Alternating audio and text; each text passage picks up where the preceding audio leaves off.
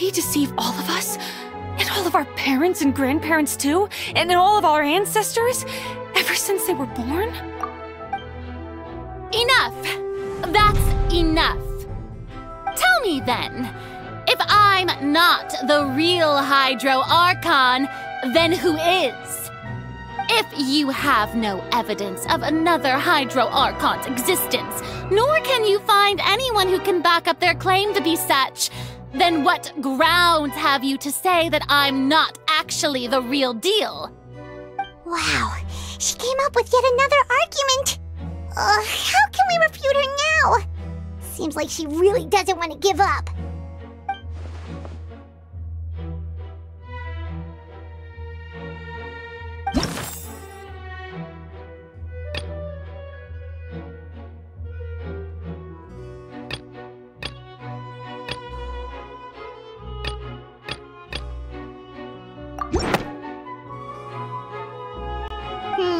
That doesn't sound right.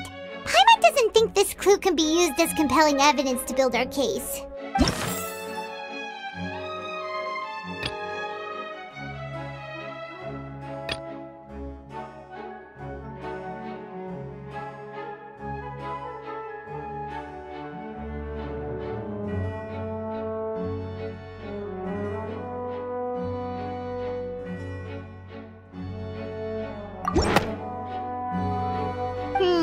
That doesn't sound right.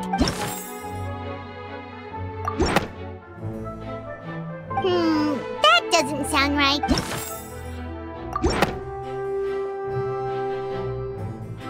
It has been established that all Fontanians can dissolve in water from the primordial sea. And that means... Since you insist on claiming to be a god and not a human, then there's a method that you can use right here and now to eliminate all suspicions of you being the latter.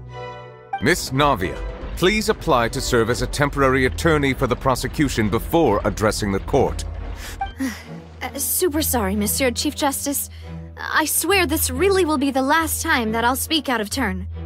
Now, I've brought some seawater from Poisson.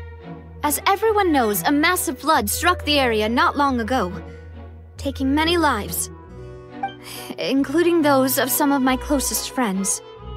So, Miss Furina, would you dare to touch some of this seawater? If we are to believe that you are indeed the real Hydro Archon, touching this seawater would have no effect on you. All it should do is strengthen your case. But if you don't dare to touch it, then we would have basically proved the reverse. Oh, and I must remind you that after the disaster at Poisson, nobody wants to see any more people dissolve. I do hope you'll act prudently and choose the simpler path of admitting guilt. Navia from the Spina di Rasula. The Spina has governed Poisson for many years. I guess her suggestion is valid. If Lady Furina is indeed just a human, she's probably Fontanian like all the rest of us. Would she really dare to try?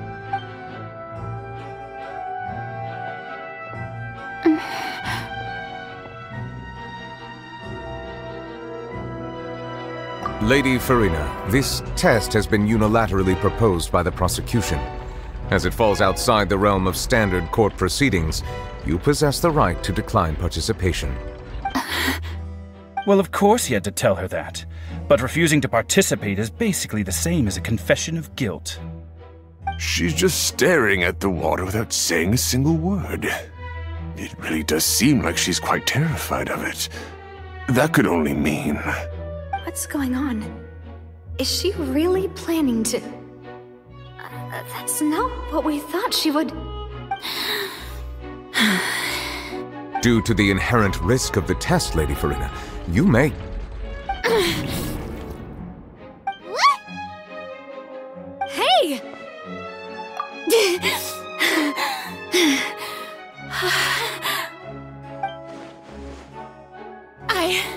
I'm fine! Look at me, everyone! My hand is still here! I haven't been dissolved! Will you believe me now? I really am your Archon! I'm nothing like a normal human who would fall apart as soon as they touch this water! Really? Was this not the most obvious thing in the world? Miss Siegewing? If you're present, Miss Siegewing, please come forward and attend to the defendant. Siegewing? Don't be nervous. It'll just take a few seconds. Let me see. That should be enough. Please announce the results of your evaluation to the court, Miss Siegewing. As everyone doubtlessly saw, Miss Furina was displaying symptoms of hyperventilation and flushed skin. These indicate that she was experiencing the adverse effects of exposure to primordial seawater. The extent to which she was affected is the same as other humans when exposed to primordial seawater of a similar concentration. Thank you, Miss Siegewing. Lady Furina, you may return to the defendant's stand. Oh, wait. What did she just say? I didn't get dissolved. Shouldn't that be enough to prove my innocence? Well, considering your tendency to run from your problems, we did originally prepare a direct sample of the seawater around Poisson. However, after extensive discussion, we exchanged it for a sample that is not concentrated enough to dissolve an actual human. After all, on the off chance that something entirely unexpected might occur, we don't want anyone else to lose their life to the sea. Yeah, so out of regard for Furina's life, you secured a low-concentration sample and asked the head nurse to serve as an expert witness. It's a great thing that the direct sample wasn't actually used. Furina could have... I can't believe... You...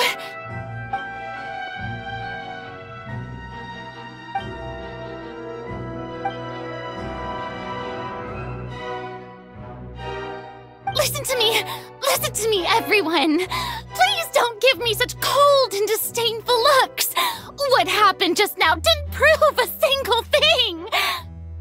Think about it! How can you conclusively prove that an Archon can't also be affected by the primordial seawater?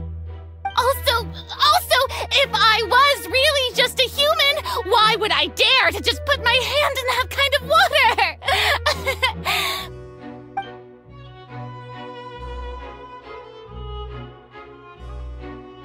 Please, anyone, just listen to me! I swear, I really am your Archon!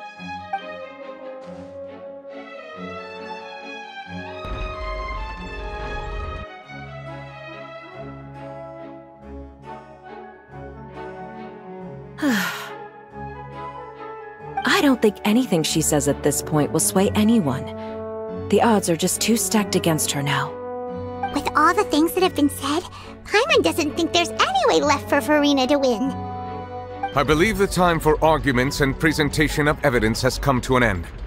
If there are no objections, we will move on to the final judgment.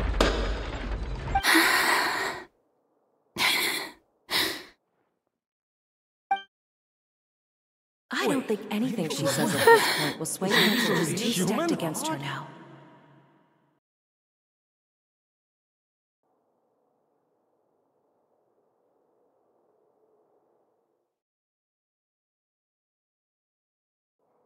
In my capacity as Chief Justice, I shall now render judgment on Furina's misrepresentation of herself as the Archon of Fontaine. As a human who knowingly deceived her fellow citizens, Furina is... guilty.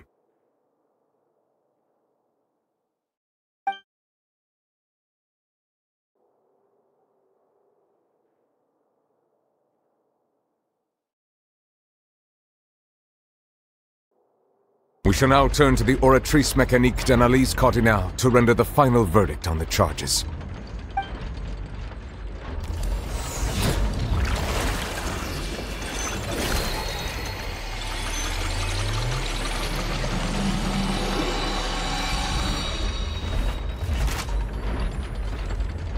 According to the judgment of the Oratrice Mécanique d'Analyse Cardinale, Furina is... Well, what's wrong? What's the Oratrice's verdict?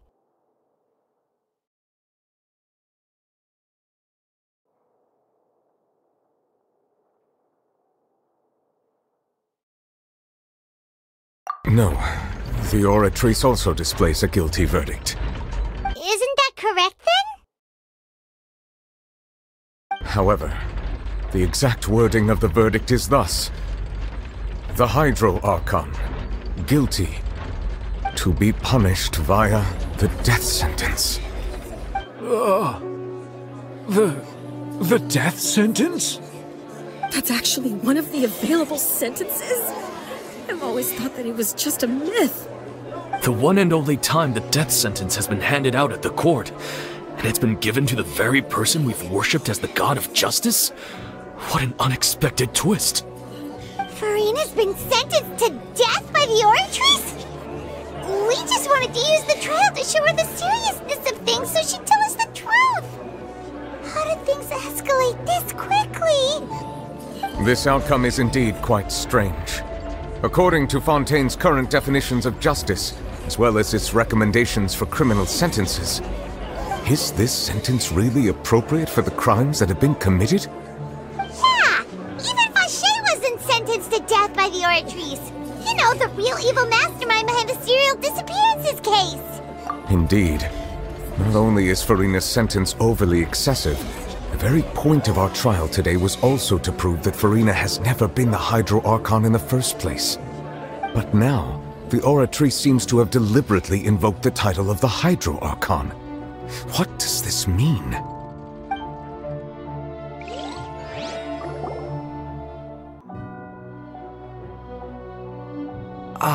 Excuse me, if I may interrupt. Is the trial still going? Fremine! You finally made it. I assume this means you've completed your mission? Mm-hmm. Any mission Father assigns to me will always be top priority. Is that the first prophecy slate? Huh. So the knave privately arranged for Fremine to try and find the missing slate. I looked everywhere and finally found it at the bottom of the sea. It took me a long time to get around some dangerous stretches of water. But has the trial already concluded? Then doesn't that mean I've come too late? Oh no. Father will be disappointed in me. Thank you for your hard work, Mr. Fremine. Please allow me to review the record left on the slate. Traveler, I believe that you have already seen the other existing slates, and would like you to come here and confirm their contents.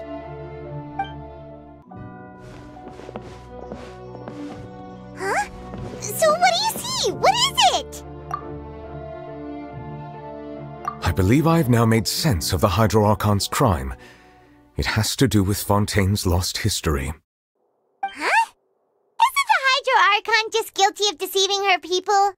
Oh, wait, no, that's Furina, and we've already proven that she's not the Hydro Archon. So when you say Hydro Archon, do you mean the real Hydro Archon we've been kinda talking about? In truth, everything that you've encountered in Fontaine up until this point can be traced back to the contents of these stone slates. However, I'm uncertain as to how much sense they currently make to you. Okay, let's try to recall the contents of the other 3 stone slates. Paimon will do her best to help you remember.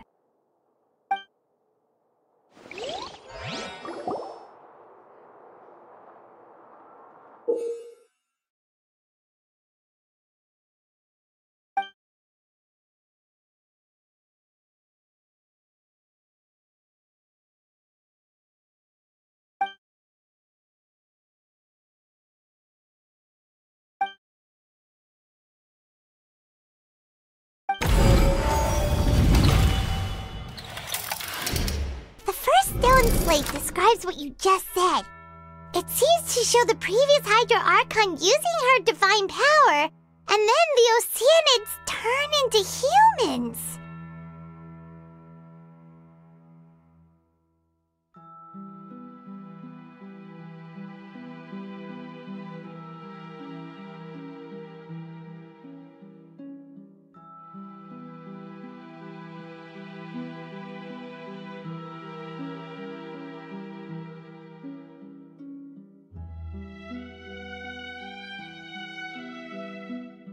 that mean that Fontanians are transformed Oceanids?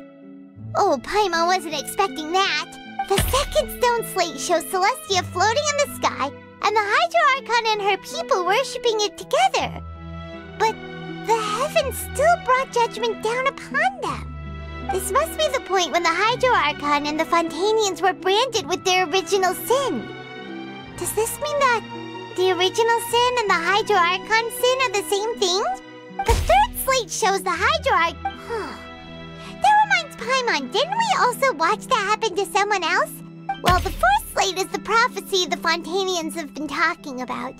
People dissolving into the sea, the Hydro Archon crying on her throne, and so on. We didn't believe that such a crazy disaster could happen at first, did we? But after that incident, it was just a question of when and not if.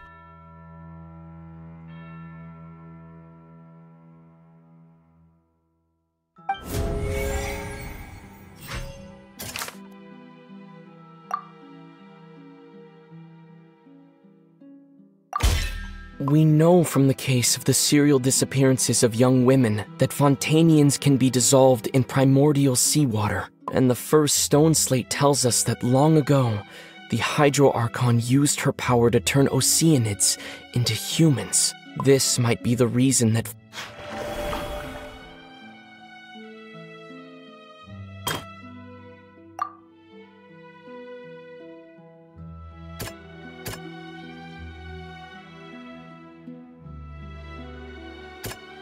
That doesn't sound quite...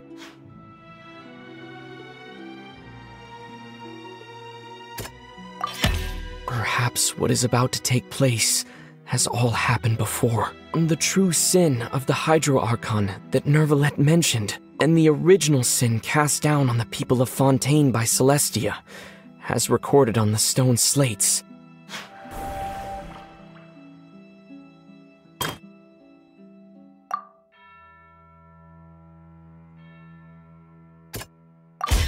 It's not as simple as falling into the sea. When Navia fell into the sea, her consciousness was subjected to judgment. The stone slates show the people gathered around the Hydro Archon in the sea.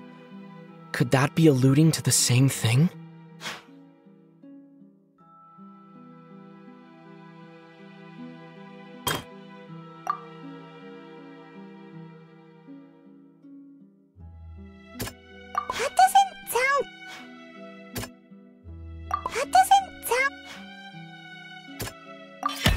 The prophecy from the stone slates found its way into society, but not many people believed it at first. If we hadn't dealt with it in time, things could have gone very badly.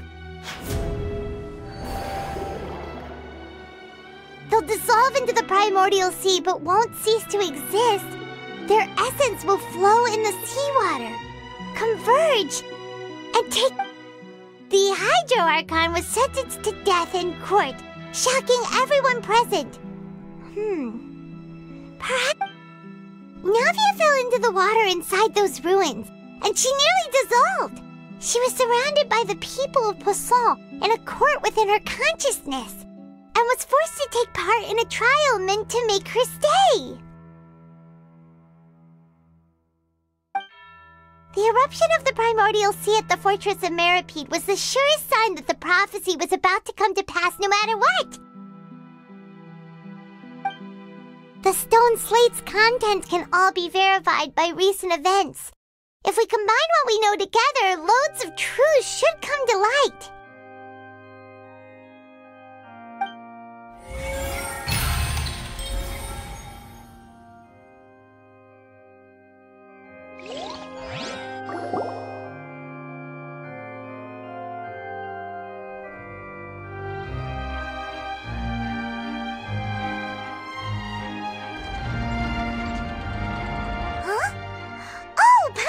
It now, so that's how you can make sense of it. But then it feels like we're going to have to share some truly shocking revelations. Let's hear them. Incredible. Linny, did you hear that? We're not real humans. All Fontaine Fontanians were originally created by the late previous Hydro Archon, with Oceanids as their basis. The evidence for that can be found in how only Fontanians could dissolve in primordial seawater, and how all the girls Vacher dissolved were also turned into Oceanids. Oh, and according to Navia, when she was about to get dissolved, she also saw everyone gathered around for a trial, all of them in the shape of Oceanids. Indeed. Yeah, and it follows from the content of the first slate that she probably angered Celestia by creating humans without prior permission. That could also explain why the Oratrice judged the Hydro Archon to be guilty. It's to account for that ancient sin.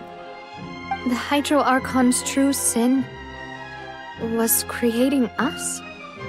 And yet, after many hundreds of years, the Hydro Archon's creations have turned around to try to judge the Archon within the Opera Epiclese.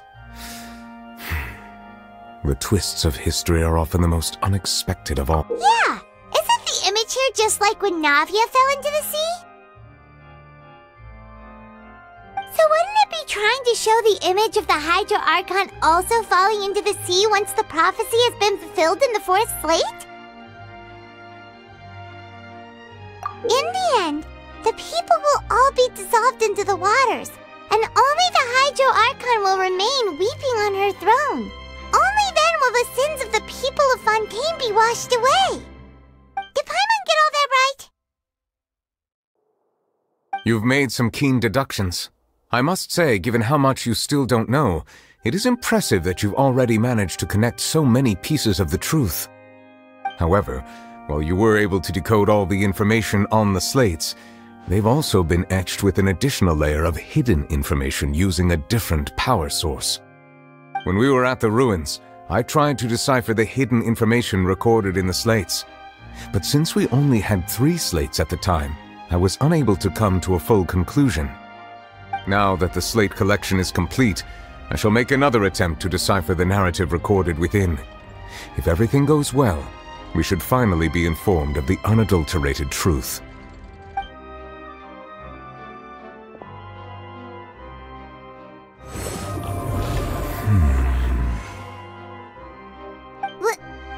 Well? Did you get it? I believe I should share this truth not only with you, but with all the people of Fontaine as well. I will try to briefly summarize it for you.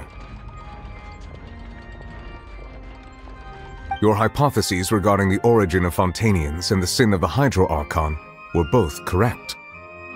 In the Fontaine of old, the previous Hydro Archon sensed the yearning of her Oceanid familiars for life on land.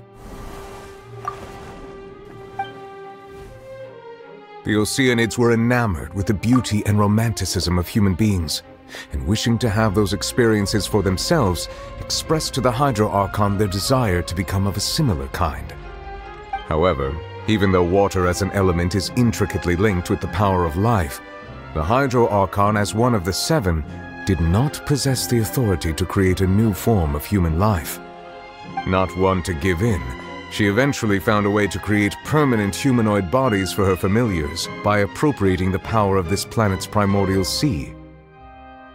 She poured primordial seawater into the Oceanid's blood vessels, creating humanoid mimics in the process. But if Fontanians were to ever come into direct contact with water from the primordial sea, the power within their bodies would escape these artificial restraints and return to the sea. As a result, their forms would collapse, and they would be reverted to their original forms as Oceanids. Of course, the Hydro Archon never received permission from the heavenly principles to create a new human race. And thus, the Hydro Archon and all of her creations came to shoulder the original sin of appropriating the power of the primordial sea. That is the true history of how the people of Fontaine first came into being. So we were all Oceanids before we turned into human beings? That's way too much information for me. I think I'm just going to pretend that I never heard a single thing. Wait, but if that's the truth, we can't let the Hydro Archon be sentenced to death. After all, her only sin was creating us. This really might be too much information for your regular Fontanian, but it does answer a lot of our questions. Alas, your hypothesis regarding the third and fourth stone slates was inaccurate. The slates' respective positions are, in fact, correct. A key point of they have not been dissolved, which implies that the water depicted in this slate is not water from the primordial sea. The nation of Fontaine is the nation of Hydro, as well as the nation of Trials and Justice. Instead of being the literal element, the water in the scene symbolizes judgment and justice. You may also recall Navia's experience. When she fell into the sea, her consciousness was surrounded by that of many others who intended to hold a trial to determine her fate. Therefore, the meaning of the third slate is that the people of Fontaine shall try the Hydro Archon at the Court of Justice. Yes, it refers to our... I think I'm following now. So, what you're saying is, even though we decided to put on this trial to avoid fulfilling the prophecy, in truth, everything we've done has happened exactly as the prophecy foretold. So now, it seems, we're the ones making sure it comes true. What should we do? Huh. No matter what, the prophecy will be fulfilled. Is this what it feels like to be a prisoner of fate? If that's the case, does that mean the scene in the fourth slate will also be fulfilled soon? Traveler, I would like to point out another small fallacy in your deductions. About the fourth slate, you probably thought that the eruption of primordial seawater beneath the fortress of Meripede served as the surest sign that the prophecy was about to come to pass. However, I believe that rather than being a sure sign, that eruption could in fact only be a small warning of something far worse to come. As for the root cause of the catastrophe, I believe you've already encountered it once before.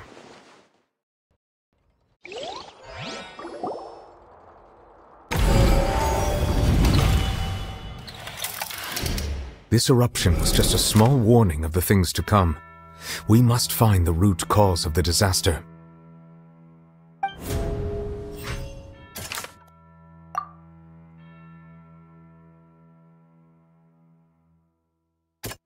That doesn't sound quite right. That doesn't...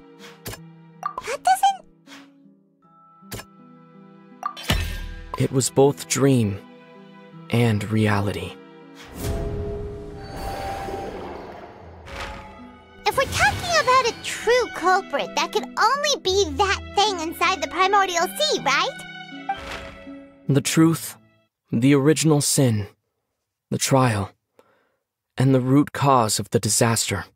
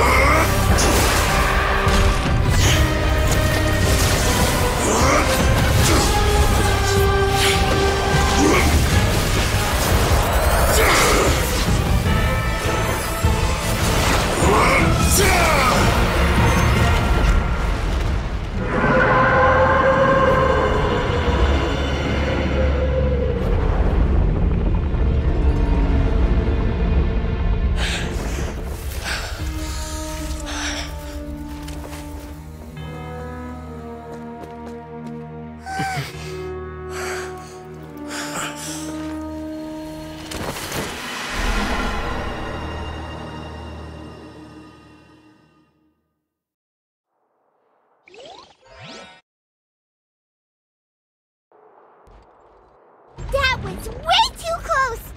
How did that thing just burst into the Opera House? Wait, was that the huge whale you saw in your dream? So we've met it at last. I understand very well why it has chosen to make an appearance here. That whale does not belong to Teyvat. It has been greedily consuming the energy from the planet's primordial sea, using it to grow. That is the main cause for the rising sea levels. And once it has finished consuming all of the energy contained within the sea, its next step will be... You said that when the Hydro Archon first created Fontanians out of Oceanids, she filled their blood vessels with primordial seawater. Precisely. That whale finds the blood of Fontanians nigh impossible to resist. Therefore, when it left the primordial sea, it decided to make its next stop a packed opera house full of food. Food in the form of Fontanians. We just barely managed to push it back, right? In that case, won't it come back to target the people again, once it's managed to recover its strength? That is correct. Indeed, it is more accurate to say that we should thank that Harbinger for buying us some time. Without him, the whale would have likely come onto land far sooner. From the way he looked, he must have been fighting the creature for quite a long time. That battle maniac! We've always known that he had a special connection with that whale, but we definitely didn't expect it to help us out like this!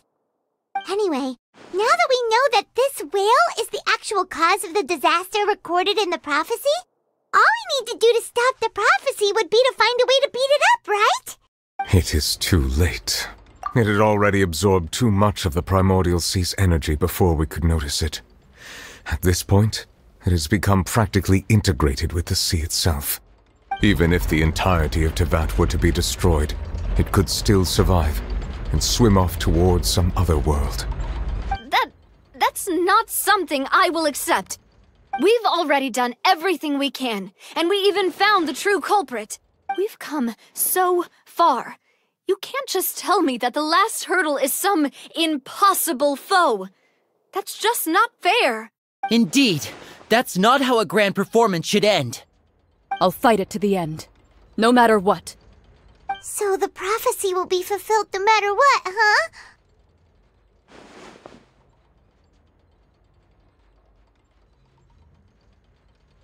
The prophecy.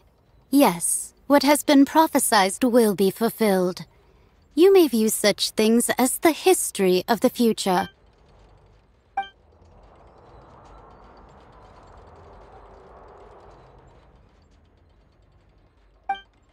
Just as prophecies are usually only the future, ultimately,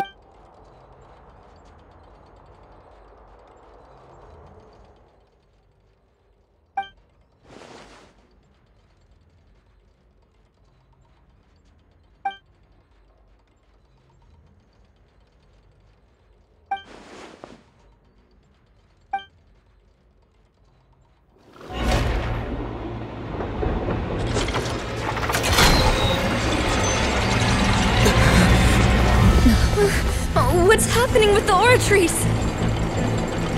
I believe it is preparing to carry out the death sentence.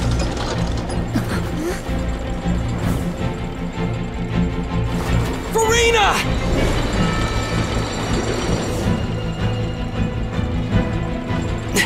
No, I still need answers.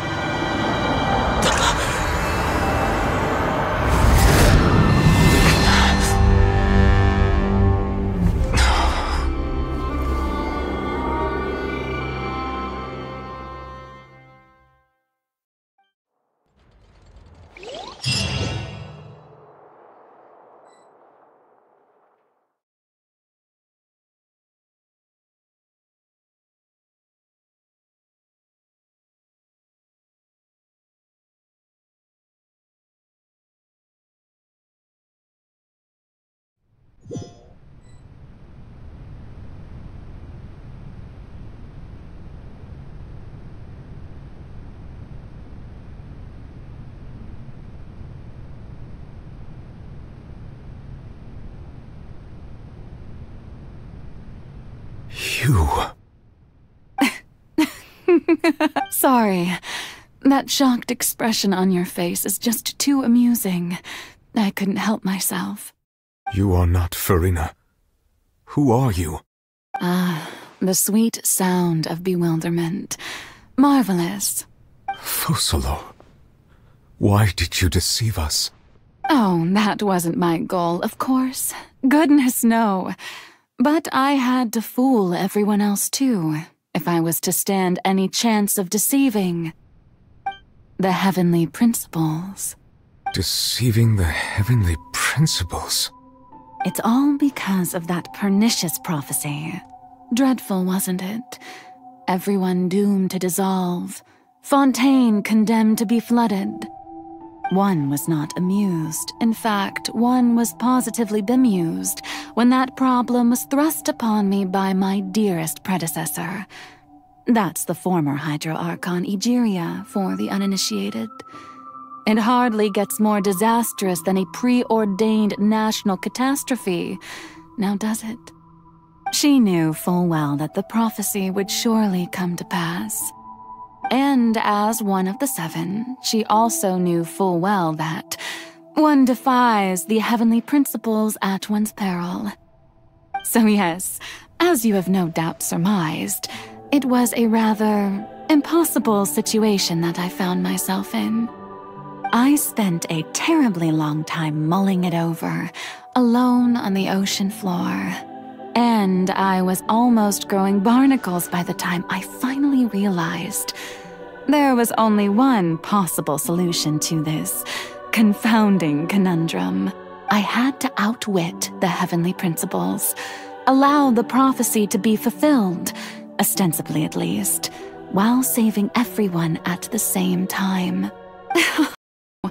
I can only assume that's why Egeria chose me as her successor.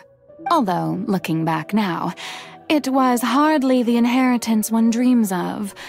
Between the task of saving the nation, the quotidian duties of the Hydro Archon, and not to mention the original sin of creating a new race of humans, I dare say she left me quite a colossal mess to clean up. But one can only play the hand one is dealt. I did not choose this, any more than I chose to be one of her Oceanid familiars. So you were also once one of the Oceanids, transformed into a human by Egeria's hand? Yes, I was. I always dreamed of becoming human. And I still do, even now. In my eyes, to be human is to be... After becoming a god, I separated my divinity from my body and spirit, leaving behind only a self that was as naive and bewildered as my past self on her The me you see before you now is that divinity. And the human counterpart I left behind, I named Furina. She could feel joy, sorrow, and everything in between. She could be as vain and conceited, or as meek and vulnerable as she wished. Her strengths were of a kind only a human could possess, as were her shortcomings. But in my eyes, Furina's humanity was what made her perfect. She was perfectly human in every way. The person I always wanted to be. Anyway, so then I cursed her. All part of the plan, of course. The plan to deceive the heavenly principles. Do you still remember the final scene of the prophecy? The Hydro Archon alone, weeping on her throne. In order that the prophecy might appear fulfilled, I invited Furina to be an actress, to play the part of the Hydro Archon in the prophecy. Under the curse I placed on her, so long as I, Focalors' divinity, continued to exist, she could not die. But nor was she free to live her life in the pursuit of happiness. Instead, she was forced to take the stage in the opera house, to embrace the role of leading lady. to forever play the part of the god from the prophecy, all to create a deceitful appearance of that prophecy coming to pass. I suppose now you probably understand why your court is called the Opera Epiclese. But Furina is only human, isn't she? Even though she has had a long life, her mind is no stronger than that of any other ordinary human being. I cannot begin to fathom what she has had to endure. It must have been torture for her. It has indeed. And although she is, in a sense, me in human form, I most definitely owe her an apology for it. It's been 500, and all along, she's been playing her part in the most unimaginably long, unbearably lonely, and agonizingly painful opera of all time.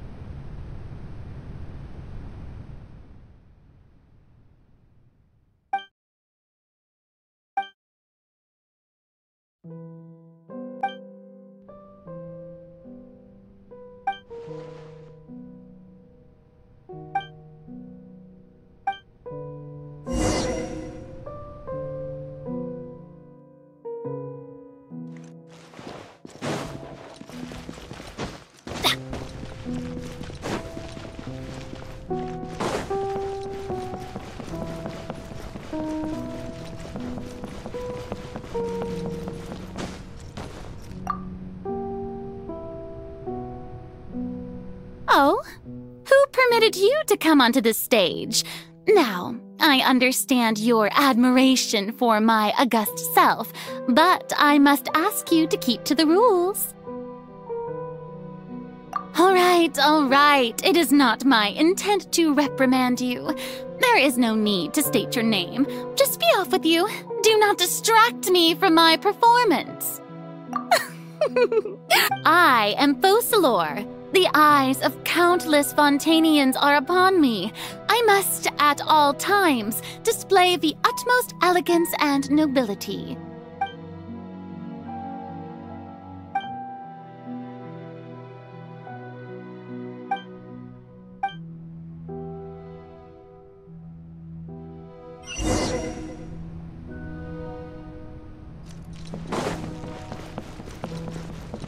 Dear audience, the performance is experiencing a technical difficulty, but worry not. The guards shall resolve it soon enough. Animal test 6308. Everybody stand back! Born of ice and frost. Come on, focus.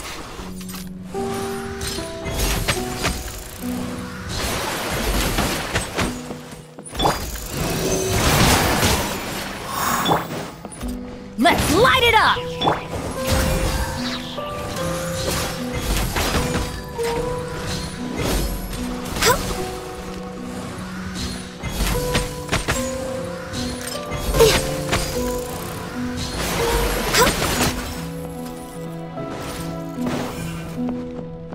We're way behind schedule. Hey, what gives? The audience is still watching me, you know. Guards? Wait, where are the guards? Guards!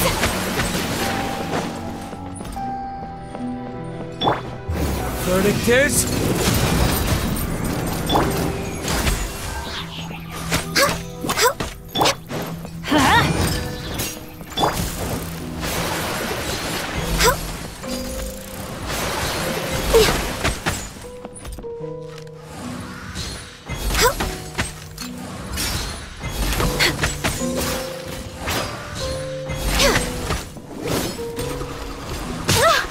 We're way behind schedule.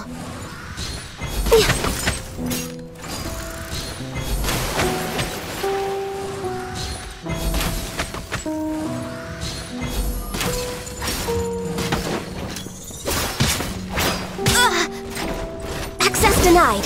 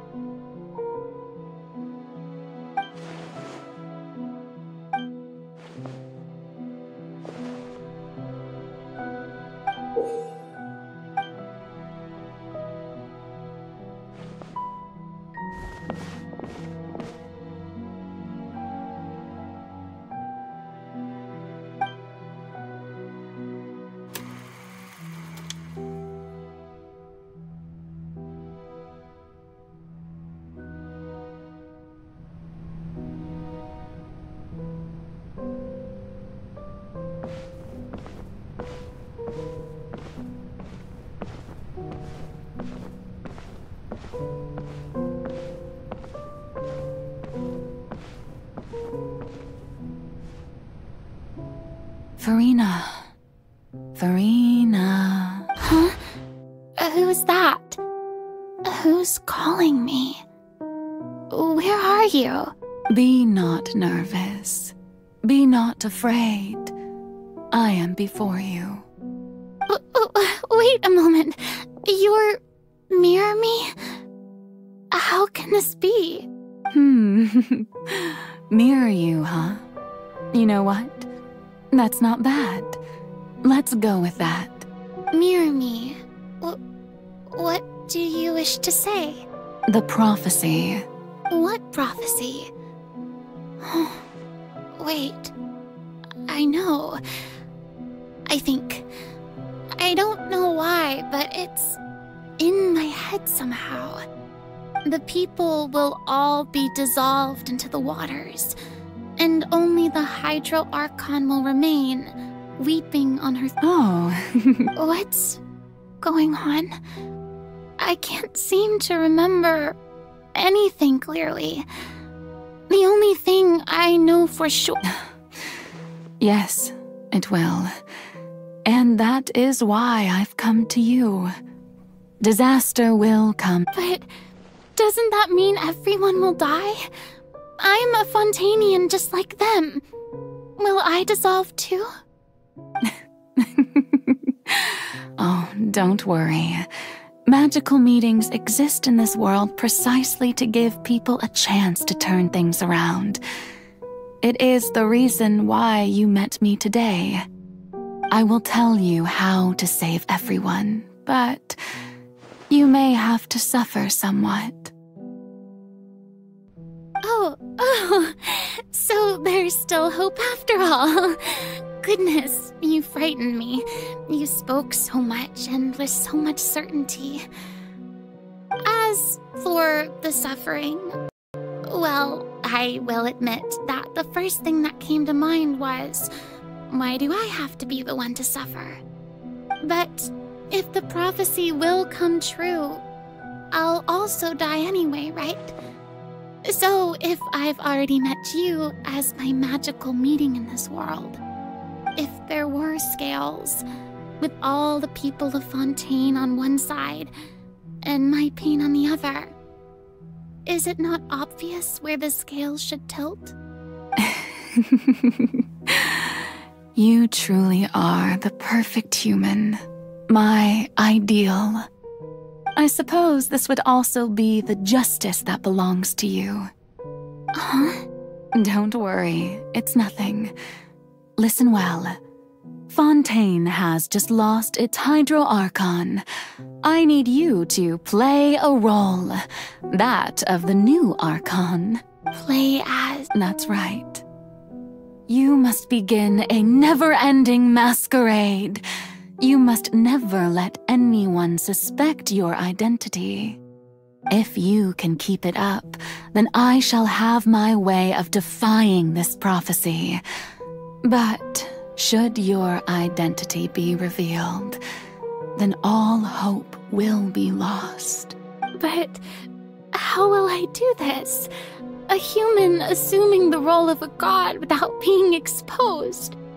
Don't worry. What you must do is not to turn yourself into a real god. You simply need to play the role of a god as humans imagine them to be. Being a human yourself, I'm sure you already know what such an entity would be like. Remember, your true challenge will not be pursuing divinity, but contending against humanity. I'm still not sure I understand, but I'll try. I'll try to do this. So, how long? To accomplish this mission, you will have to stay on the stage for many, many years. You will endure and not grow old until your task ends. But I promise you, all will eventually end in a magnificent and dramatic trial, and everyone will be saved. A trial, huh? How exciting. I'll be looking forward to it.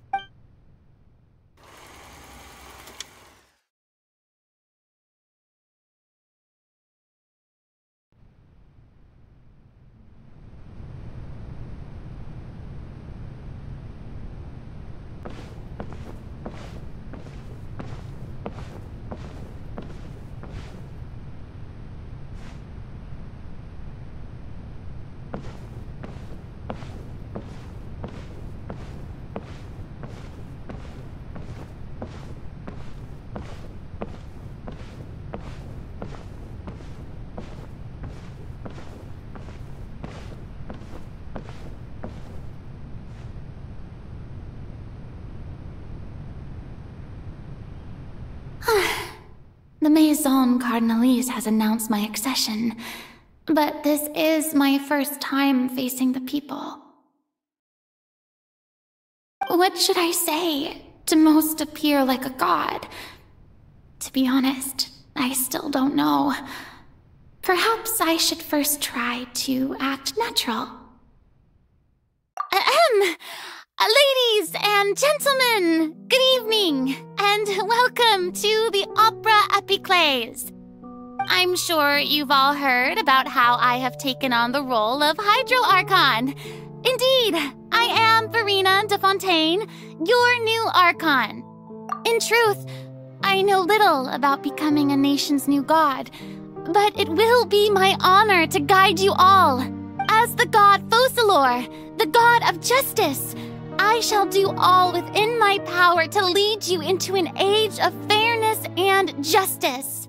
Once again, thank you all for coming. If you should have any questions or suggestions, please send them to the Maison Cardinalise. The future of Fontaine will require us to work together, after all. This should do it. I thought I might stammer, but thankfully, I was able to convey my thoughts just fine. That's the new Hydro Archon. Is this some kind of joke by the Maison? I would have thought that a being that surpasses humanity would be a bit more assertive. Hey, did you hear that? She even told us to send her suggestions there at the end. Shouldn't gods be all-powerful? She's being so modest. What's the difference between her and an ordinary person, then? If you ask me, perhaps the succession didn't actually happen. She might just be a Maison-backed puppet. Wait, what's going on? Why is everyone suspecting me of being a fake? Oh, this is bad. If I get exposed here, there'll be no saving the people from the prophecy. Right. Mirmi said that I just need to play the role of a god as humans imagine them to be. Calm down, Furina. Think. What do the people want? Assertive, with a strong sense of presence. One who can dispel all doubt. That is the character I'm fated to play.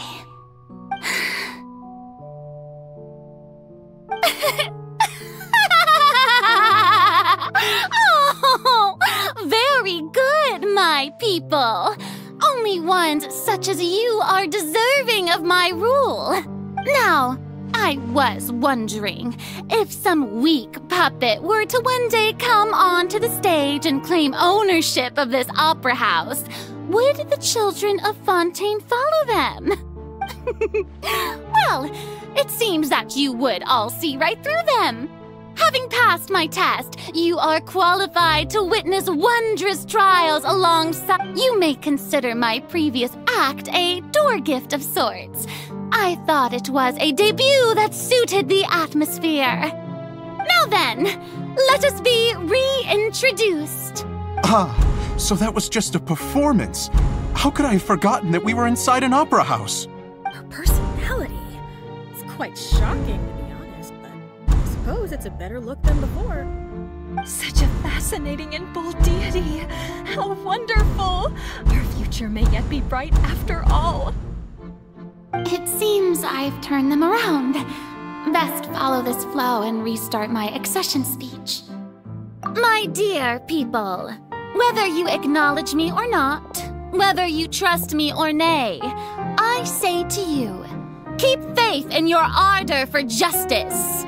We have heard it said that this nation's sins can no longer be washed away. Well, I say that justice is most fragrant when it blooms amid sin. The scales of justice should not weigh heavy in the hands of its God. On one side, it must carry fairness and justice. And on the other, praise and applause. May law be the prayer on our lips. May judgment be our worship. Let us light the fires and drink to the future of Fontaine! No, this won't work. They'll suspect me again. I must play the role that they want. There is no trouble in this world that justice cannot solve. All that is needed is for you, my people, to believe in it. So long as I, the Archon Focalor, stand within the Opera Epiclese, so long as I stand before the Oratrice, I shall even judge the gods of this world!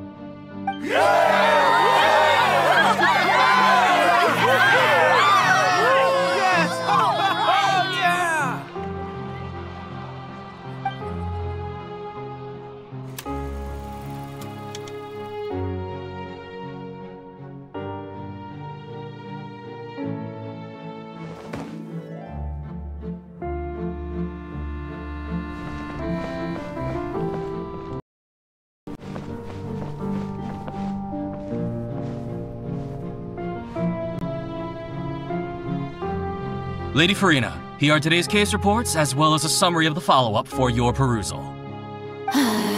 Come now, was I not just at the Opera House in person?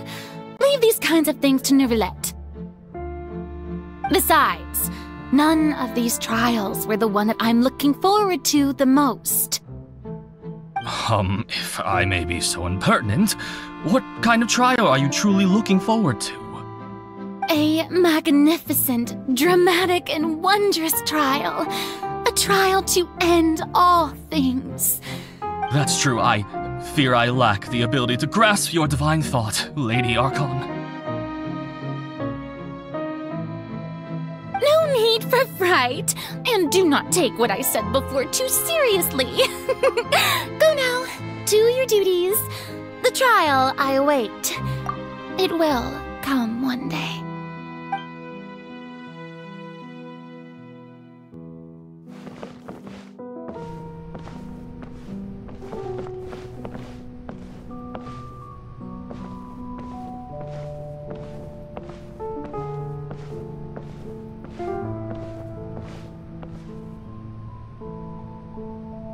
Lady Furina, I don't know what to say. Thank you for agreeing to see me. No need to thank me. Or rather, thank your own sense of perseverance instead. Long have you stood in line to meet me, have you not? Oh, I'm afraid that's just an inevitable consequence of my divine charm. All right, Deuteria, is it? How is your son's illness? He is doing much better now. In fact, he is far more of an ardent believer than I. He was the one who forced me to seek an audience with you, and to bring your words back to him. Oh, good. Very good. If this should happen again in the future, please do not hesitate to come and tell me. Going down to citizens' homes every so often, while not usual practice, should serve as a fine change of pace. You're such a gentle and wise god. Thank you once again, on behalf of my son.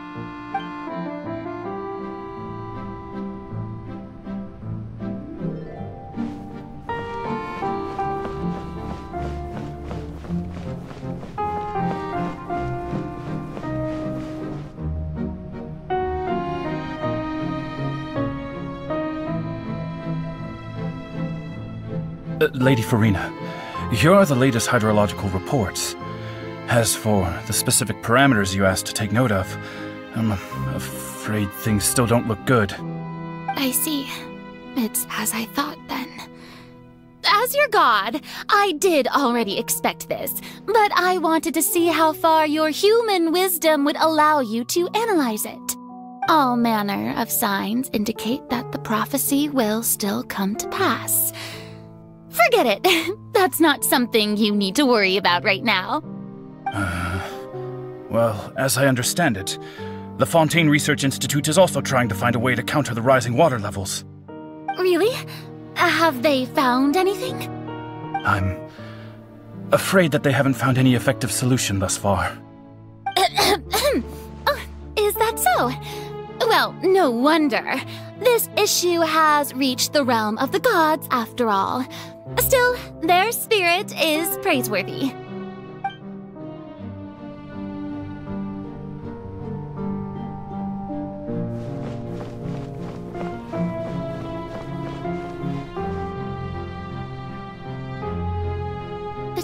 it's finally over. I haven't had a moment to breathe this whole time, but it's good to see that everything's getting on track. There are no longer any voices of suspicion. Maybe this is fine. I just need to keep going, and everyone will be saved. Alright, Furina, don't think too hard about this. You need rest. Tomorrow's a new day.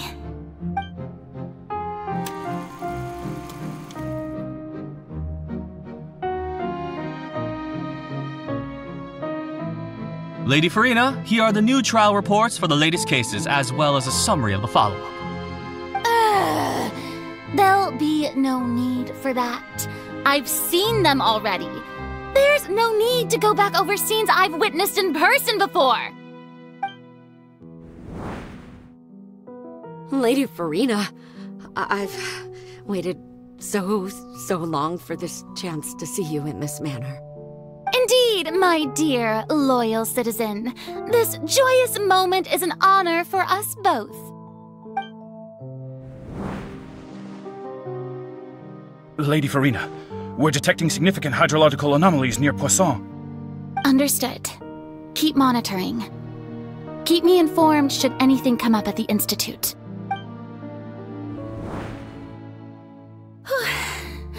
I don't think I let anything slip today. I must show the people that there is nothing to worry about. I just don't know when these days will end. I feel utterly exhausted. Best to rest early today, too.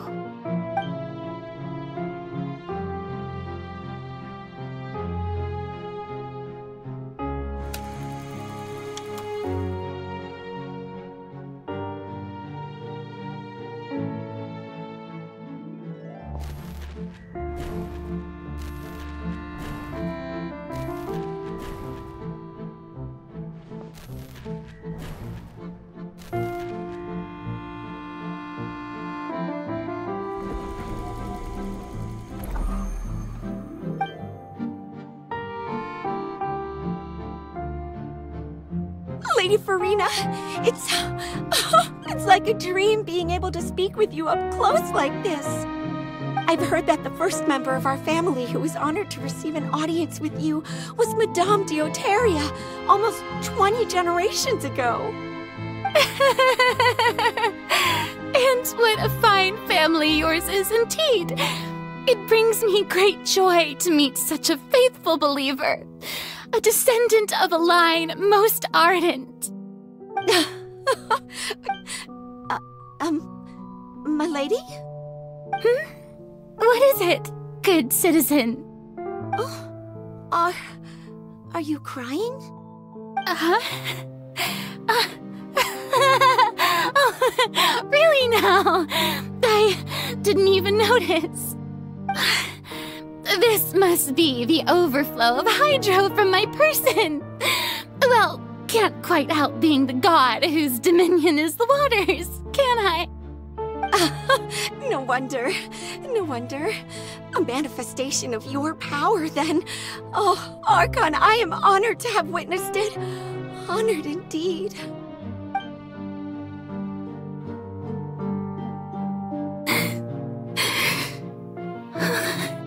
So interminable.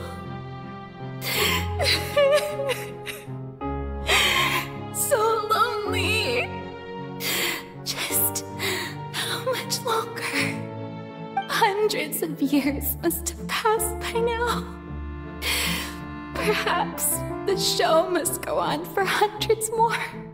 I never imagined that it would hurt so much. Have I reached my limit? No. Perhaps I reached it long ago. Today I didn't even notice my own tears. I want to tell someone, anyone, about this. But would that not destroy all I've done so far? I've I've conducted so many investigations across the centuries, but there's not even a sliver of hope that we might break the prophecy. All I can do is keep heart.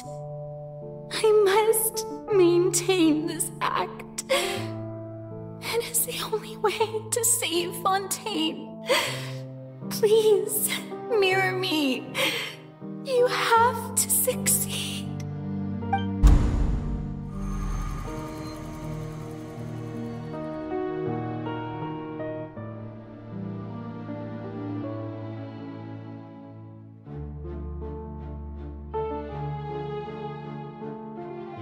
Furina, you don't have to shoulder this burden alone.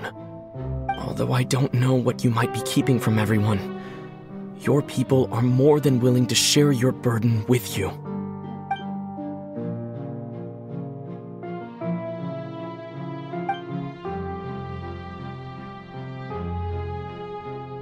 Share my burden.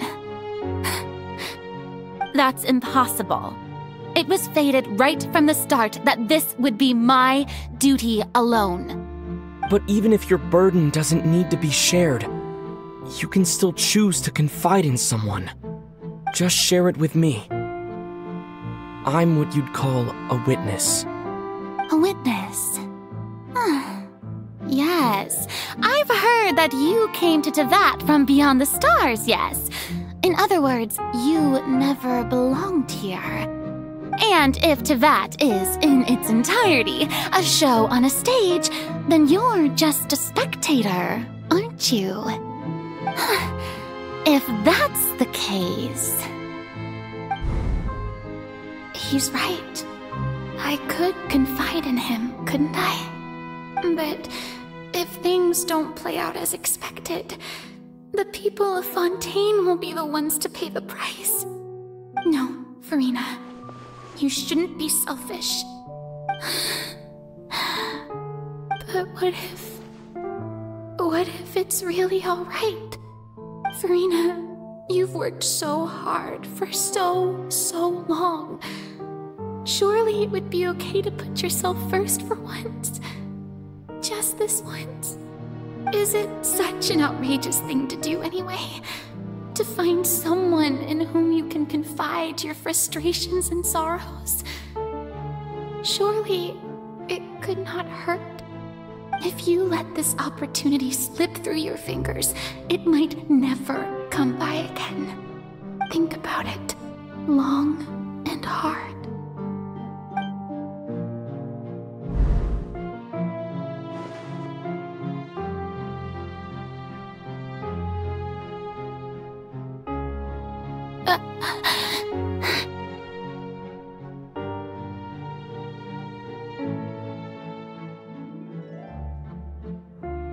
No, I have nothing to say. I am Furina. All you need to do, dear spectator, is to witness my performance until the curtains fall.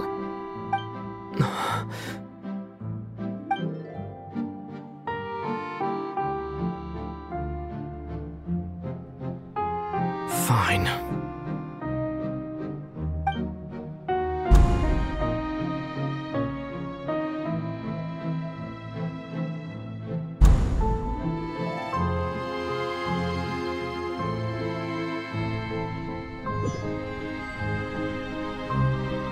So even Furina doesn't know the truth? You've never once let her in on the full plan? Yes, it had to be done. To deceive the heavenly principles, you must first deceive yourself. She did very well. If she had let her resolve falter even once in these 5 centuries, Fontaine would have been doomed to the most tragic fate. It seems that trusting humanity was the right decision after all. I believe that I understand how your deception works, but that is only half the truth, is it not? How would you build on this foundation to save the people of Fontaine? That is the most important thing. Ah, good, good. Of course, the Iudex of Fontaine has pinpointed the crux of the issue. I'm sure you've long sensed that the Oratrice is no simple machine, yes? I've always suspected that it had its own consciousness. And Lenny did mention that he heard a human voice within the core chamber. It now seems that that person was you, hidden within the machine all along. Am I right? And then I became one with the Oratrice, taking Fontaine's gnosis with me. Yes, it would seem so, wouldn't it? Alas, your understanding of this device still lacks sufficient depth. In truth, it is no enactor of justice. It is, in fact, a device created to kill the god of justice. I beg your pardon? Oh, you have it. And to be more precise, not only will the Oratrice take down the god of justice, it will also take down the divine throne upon which she has been placed. I mean, did you think I would be the sort to enjoy peaceful repose while Furina suffered? My work over these last 500 years has been to constantly accumulate indemnitium within the Oratrice. But really, some have already discovered that only a small fraction of the energy generated by the device was ever used to provide power to Fontaine. The vast majority had to be, accumulated to enact this death sentence. It was all a part of your plan, then? Both the trial and the sentence? Indeed. This power, accrued over 5 centuries, could have sustained Fontainians for millennia had it only been used for that purpose. Almost all of it has now been stored within the Oratrice. But only power of this magnitude could hope to destroy the Hydro Archon's divine throne, shaking the rules established by Celestia and breaking through the institution that is the Seven. So the Oratrice's call for death was for neither Furina nor Focalor, but for the Hydro Archon. The destruction of that divine throne. If I do not misunderstand your intent, you must be... returning what's rightfully yours to you, of course. In other words, this was all done to return the authority of the Hydro Archon to the Hydro Dragon of this planet. But...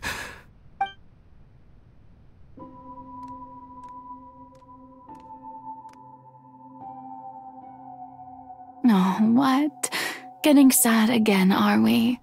The authority of the ancient dragons shall soon be yours once more, O Hydro Dragon Sovereign. And all you've done throughout the years is just so you can sacrifice yourself at the very end. I've never quite seen it that way, you know. Even now, I'm quite pleased at how well my deception worked.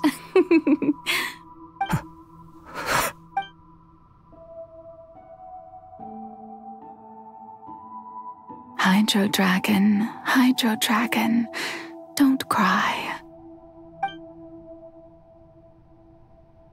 I must say, had it been within my rights, I would have loved to judge the heavenly principles themselves. Were they not guilty of essentially the same crime? Egeria stole the power of the primordial sea, and the heavenly principles stole the power you ancient dragons possessed. I, for my part, am the god of justice. And is it not just that your original powers should be returned to you? Speaking of justice, I have always believed that justice lies in the process of pursuing human existence itself. So, if the theft of the primordial sea's might was Fontaine's original sin, then, leaving matters of procedural right and wrong aside, the descent of the Fontainians as humans and their right to exist in this world would be Fontaine's original justice. In other words, existence was Egeria's justice, and to me, justice is the continuation of that existence. defying the prophecy and ensuring that Fontaine's people shall live on. That should be the justice enthroned over all others.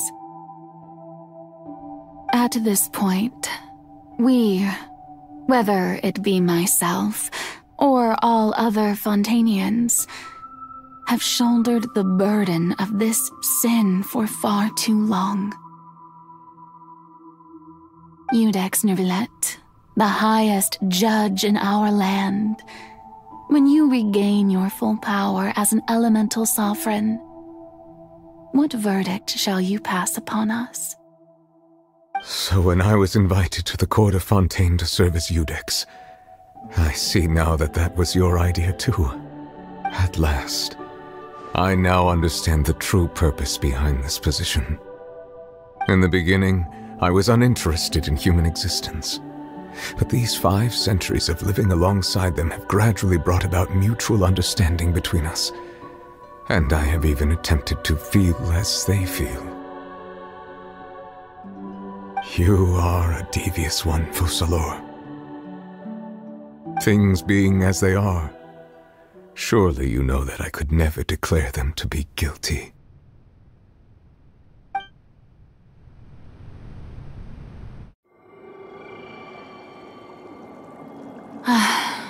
The hour of my execution is almost here. For the sinner, the curtain call has come.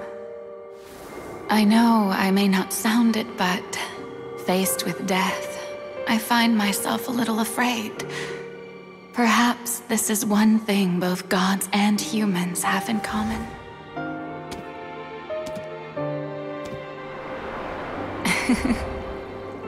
Farewell, Neuvillette. I hope you've enjoyed the part you played these 500 years.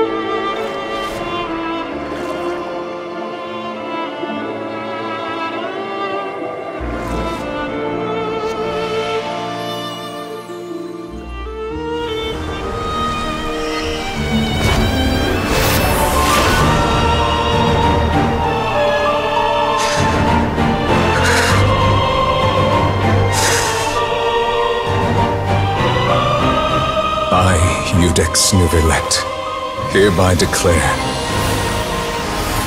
people of Fontaine, your sins are forgiven.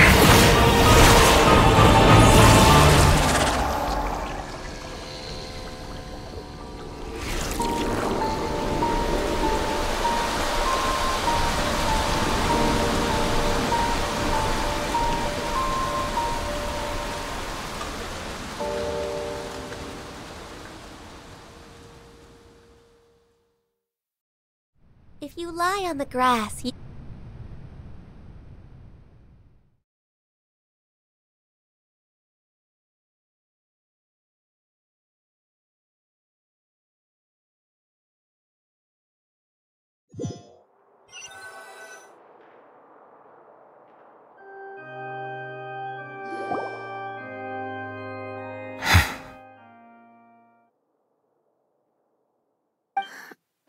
What just happened? Has the death sentence been carried out? Was that bright light some sort of misdirection? I have a feeling that something huge just happened. But since we're all still alive and haven't been dissolved, I assume whatever happened was good for us. It's time to end this. We must mete out punishment to that beast. Didn't you say just a moment ago that it can't be defeated? I have gained the strength sufficient to deal with it. Through certain means, I now have the ability to separate the power of the Primordial Sea from that creature. We should seize the opportunity to pursue our quarry. Traveler, now that the oratories can no longer function, I require an executor to help me mete out justice. The root of the calamities befalling Fontaine, the beast that enacts the prophecy. Its name is the all-devouring Narwhal. Come with me, traveler. The hour of execution has come.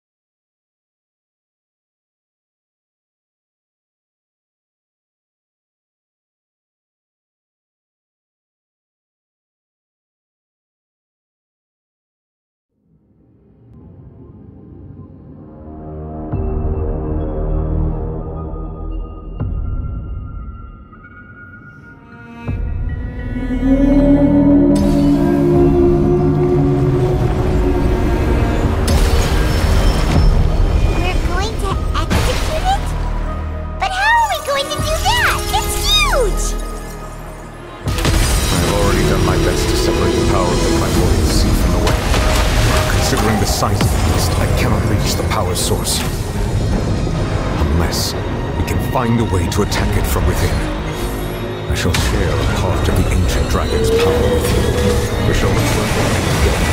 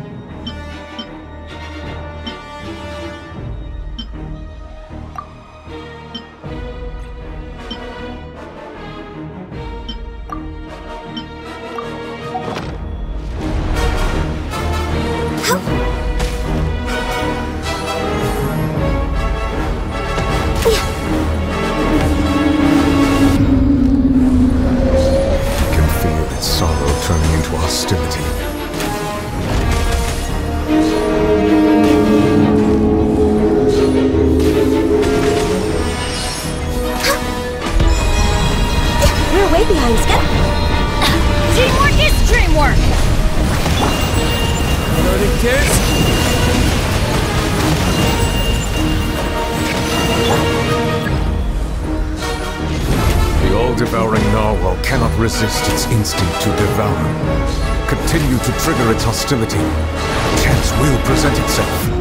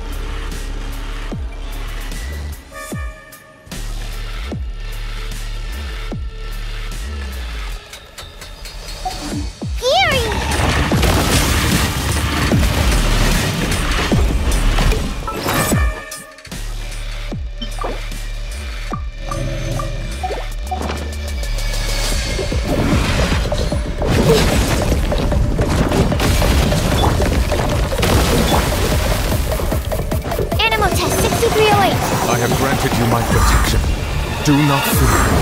Seize the moment. Use my power to suppress its root from within.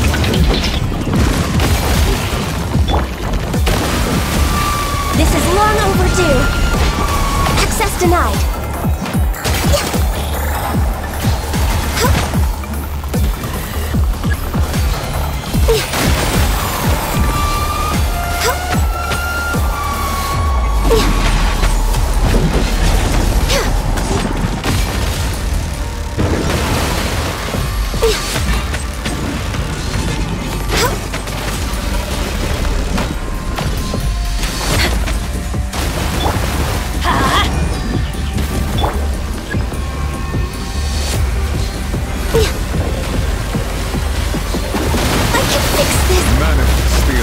Of the ancient dragons. Witness the might of the primordial sea.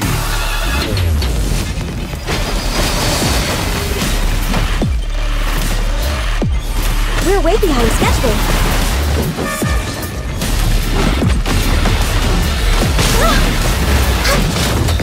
No touching! I can fix this! Animal test 6308. Stand clear.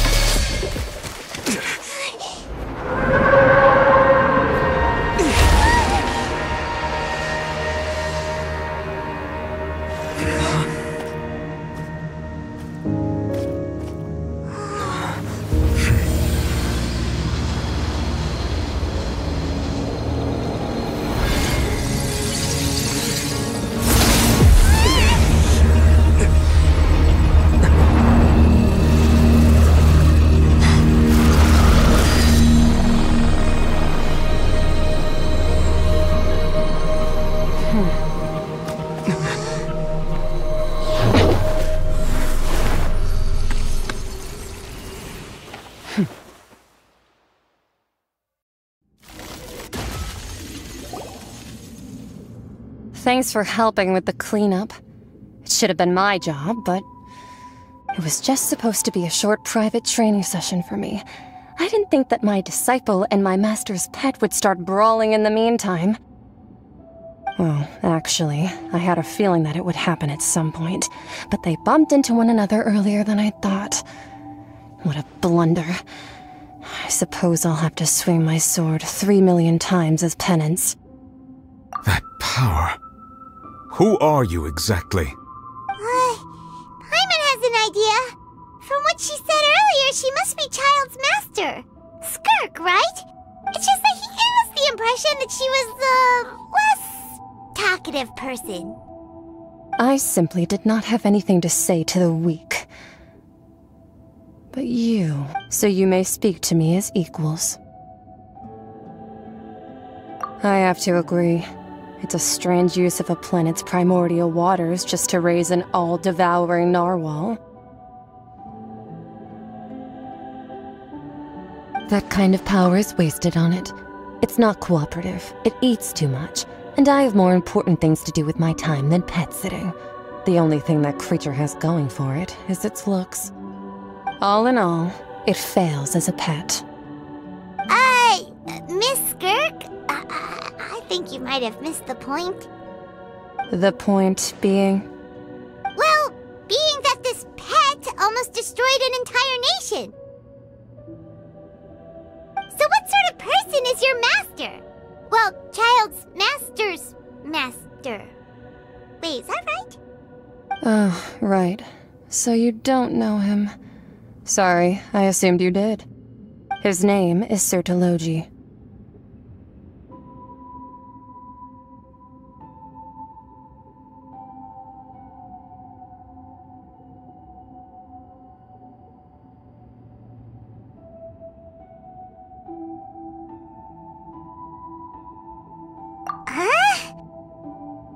I am unfamiliar with that name. Huh. So Master isn't sufficiently famous. How should I describe him then? Have you heard of the name The Fowl? The Fowl? Still nothing? Well, how about the Visionary? Vetterfalnir then? Or Gold Rhine-daughter? Ooh, that one we've heard! Rhine-daughter's part of the Hexen Circle. She's Albedo's mom, right? Oh, so you do know that name. To be honest, I also heard all of those names and titles from my master. I don't actually know them either. But I suppose you understand now, yes? My master is likely a similar sort to Rhine-daughter. They are both pursuing some form of perfection. Wait! Didn't you also mention a visionary person? Paimon didn't quite catch their name. Actually, never mind that. I believe it expedient to inform you that the all-devouring narwhal used up nearly all its strength fighting you. Such roiling hydro energies will prove difficult for the planet's deep seas to digest. As such, the Fontaine back on the surface has most likely been thrown into chaos. In other words, the prophecy that you've been fretting over should now be in full swing. What?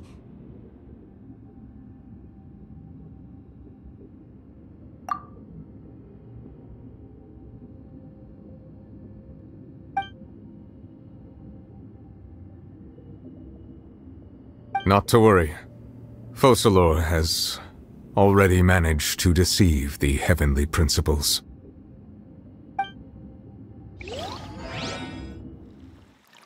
In the end, evolved into the waters, and only Furina will remain, weeping on her throne.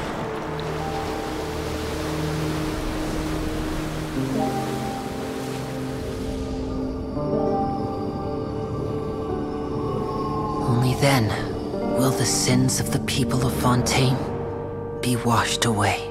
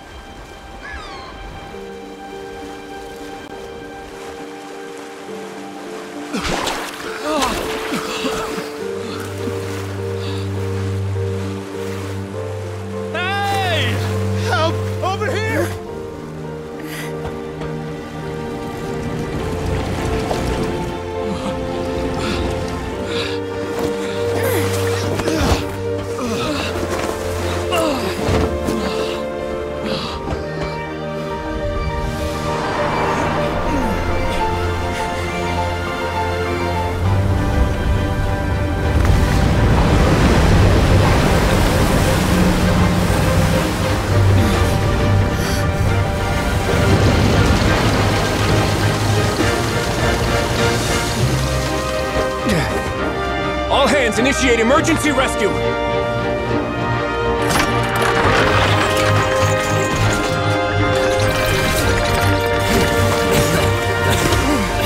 Hurry!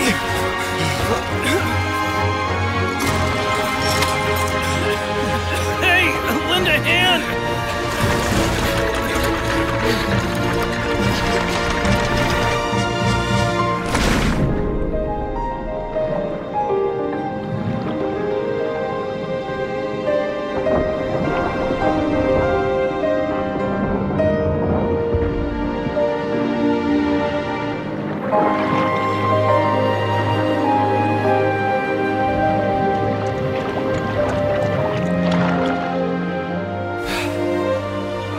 Look! The water's receding!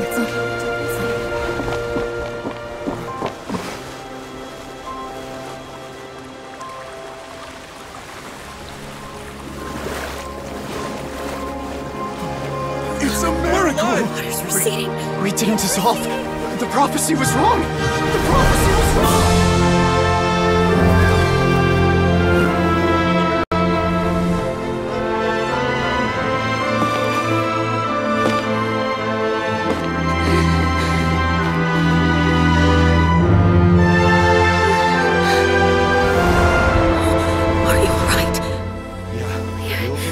We're safe.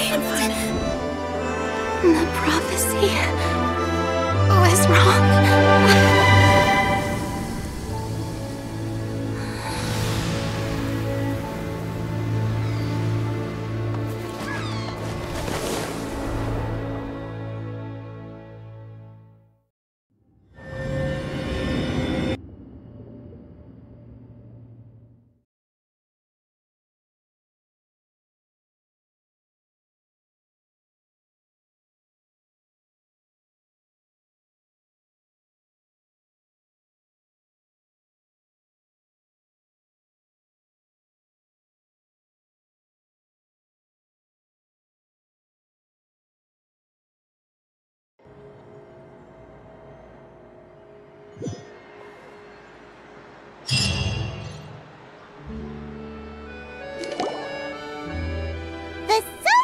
continued. The Spina di Rosula talks post-disaster rebuilding. I recently visited Poisson to meet with Miss Navia, spokesperson of the Spina di Rosula, and we spoke about Poisson's present and future. Old soil can still give birth to new bloom, Miss Navia stated. Hope is like seeing a small cookie when you're starving late at night. You just need a little of it. Skyship Winglet, lunar brain of the Fontaine Research Institute. The various disputes that have arisen on account of Mr. Edwin have suddenly become a shield over the Institute, with Jurier turning out to be a once-overlooked hidden gem. People always call the first researcher mad, but few know what to call the second. And should that latter person achieve a miracle, they would find it all the harder to find a word with which to classify him and his team. Wow! Paimon barely recognizes the people in the reports. Are those really Jurier and Navia? They sound like real big shots. What do you think? Pretty enthralling, huh? The Steambird's idea was pretty simple. With the disaster just having passed, we would print a free edition packed to the margins with good news to calm people down. The value for these big scoops lies in their inevitable follow-ups. We'll publish further reports and go into the stories behind those people. Edwin's assistant, Jurier, created a true flying ship, while Navia is leading people in the reconstruction of their home. I'm sure that these stories could draw even your well-traveled eye. Paimon's curious too! Wait a minute. Didn't we watch everything happen from start to finish? What's there to be curious about? And that's exactly why I'd like you to come conduct interviews with me. You're the best incubators of news, if you haven't noticed. And also, with you around, I'm sure I'll get to see that Duke.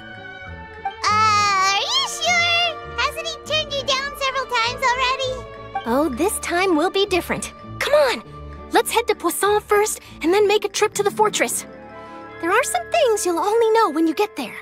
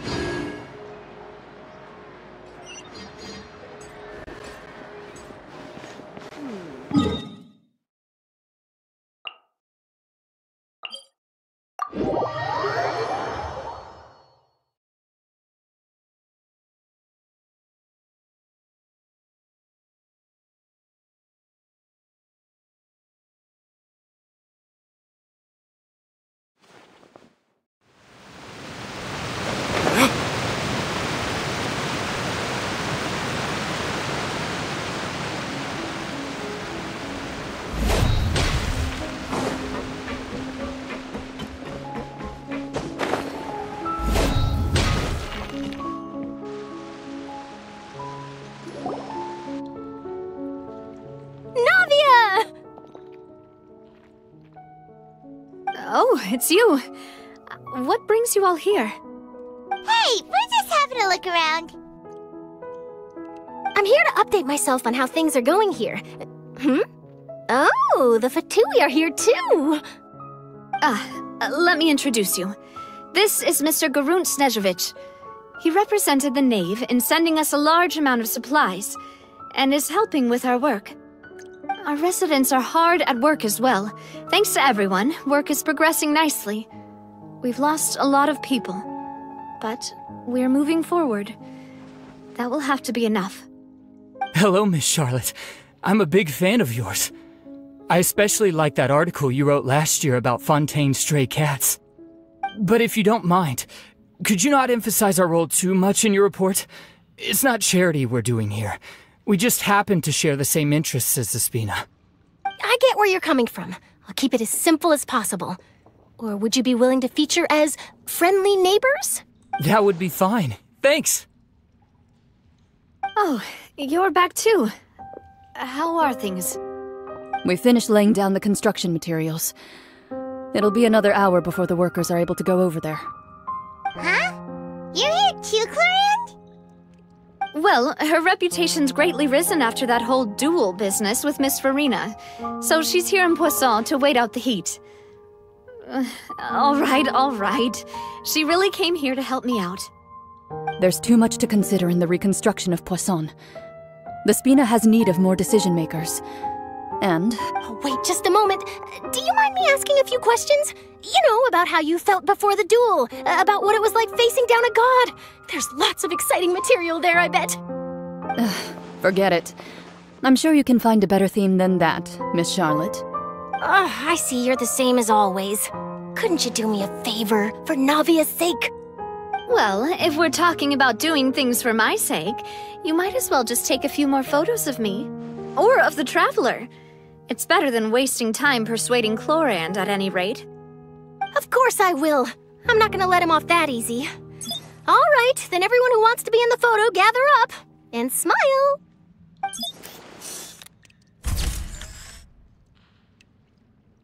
How did it go? Was it a good shot? Did Paimon look cute in it? Not bad. Your addition really helped the composition of the picture. All right, hang on a moment. Let me snap a few more shots.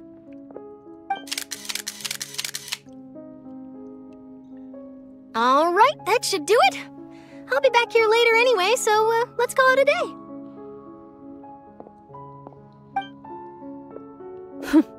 You're very quick. Speed is of the essence when it comes to the news, and freshness is the key. Also, not to brag, but I'm pretty good at building connections. Who knows? I might eventually get that interview with you after all, Miss Chlorand. Wow, you really do have that never say die spirit. I'm impressed. I'll hazard a guess that this is how you got that interview at the Fortress of Maripede. Whoa, you're well informed. Let me make a guess too. I asked Sijuin, who told Monsieur Nervillette, and he told you, right?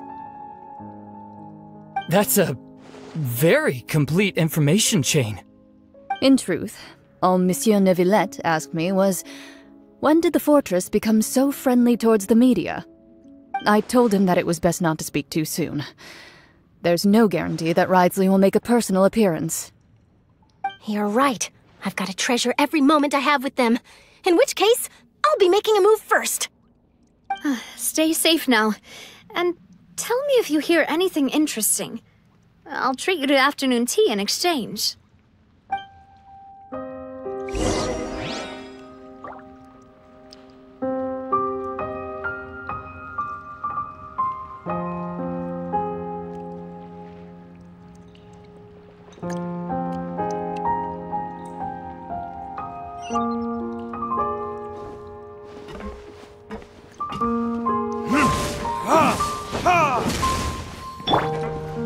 Get out of here! Take cover! Ow! Off we go!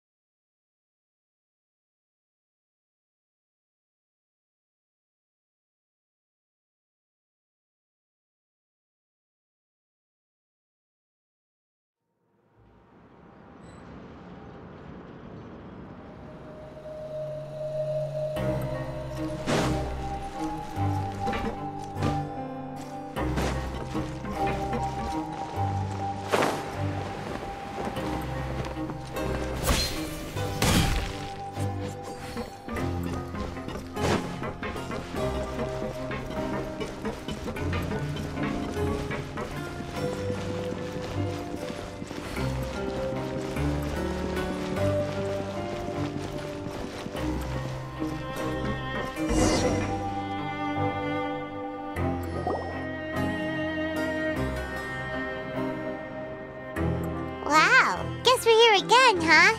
There's a real nostalgic feeling to this place. Looks like you've been missing us. Duke! Did you come all the way to the entrance to greet us? Of course. I'm here to welcome you and our dear Miss Charlotte, whom our good head nurse recommended to me. It's an honor to finally meet the much-rumored Duke. Thank you for consenting to my visit to the fortress, sir. No need to thank me. But that said, I shouldn't be the focus of your interview. I trust you recall our agreement? Of course, of course. All right then, this way.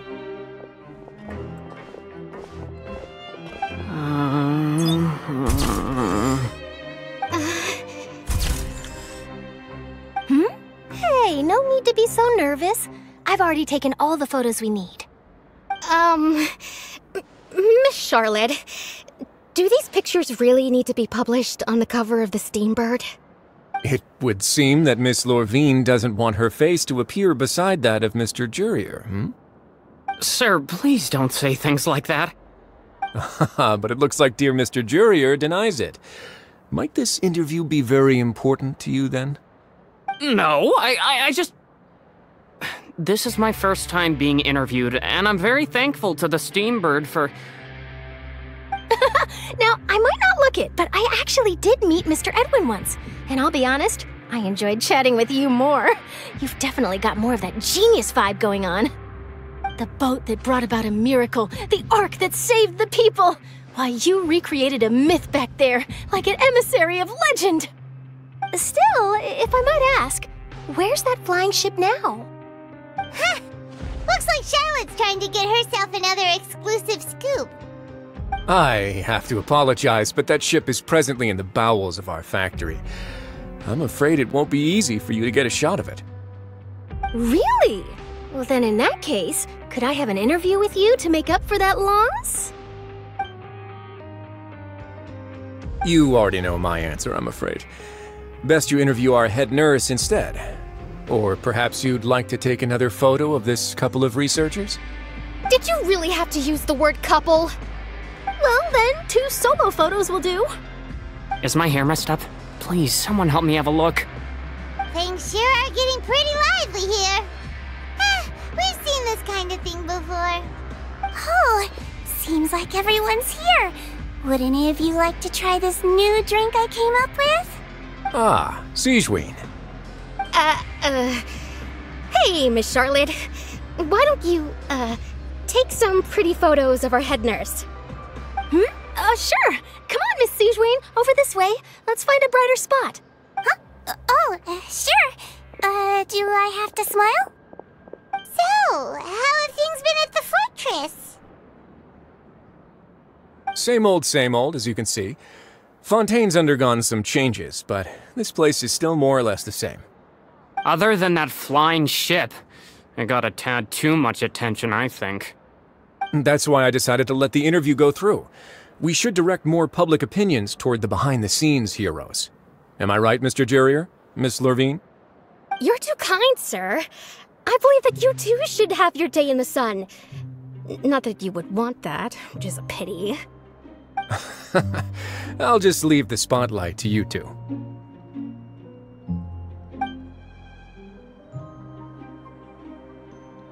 I see. Lots of things happened that day, huh? Anyway, regarding that Harbinger, I'm not sure you remember, but his 3 young followers are still waiting for his return. He sure did win them over, huh?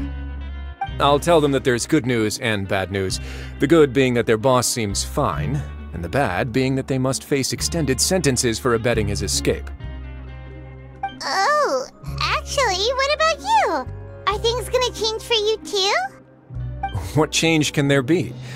The fortress will keep chugging along, and so will my duties.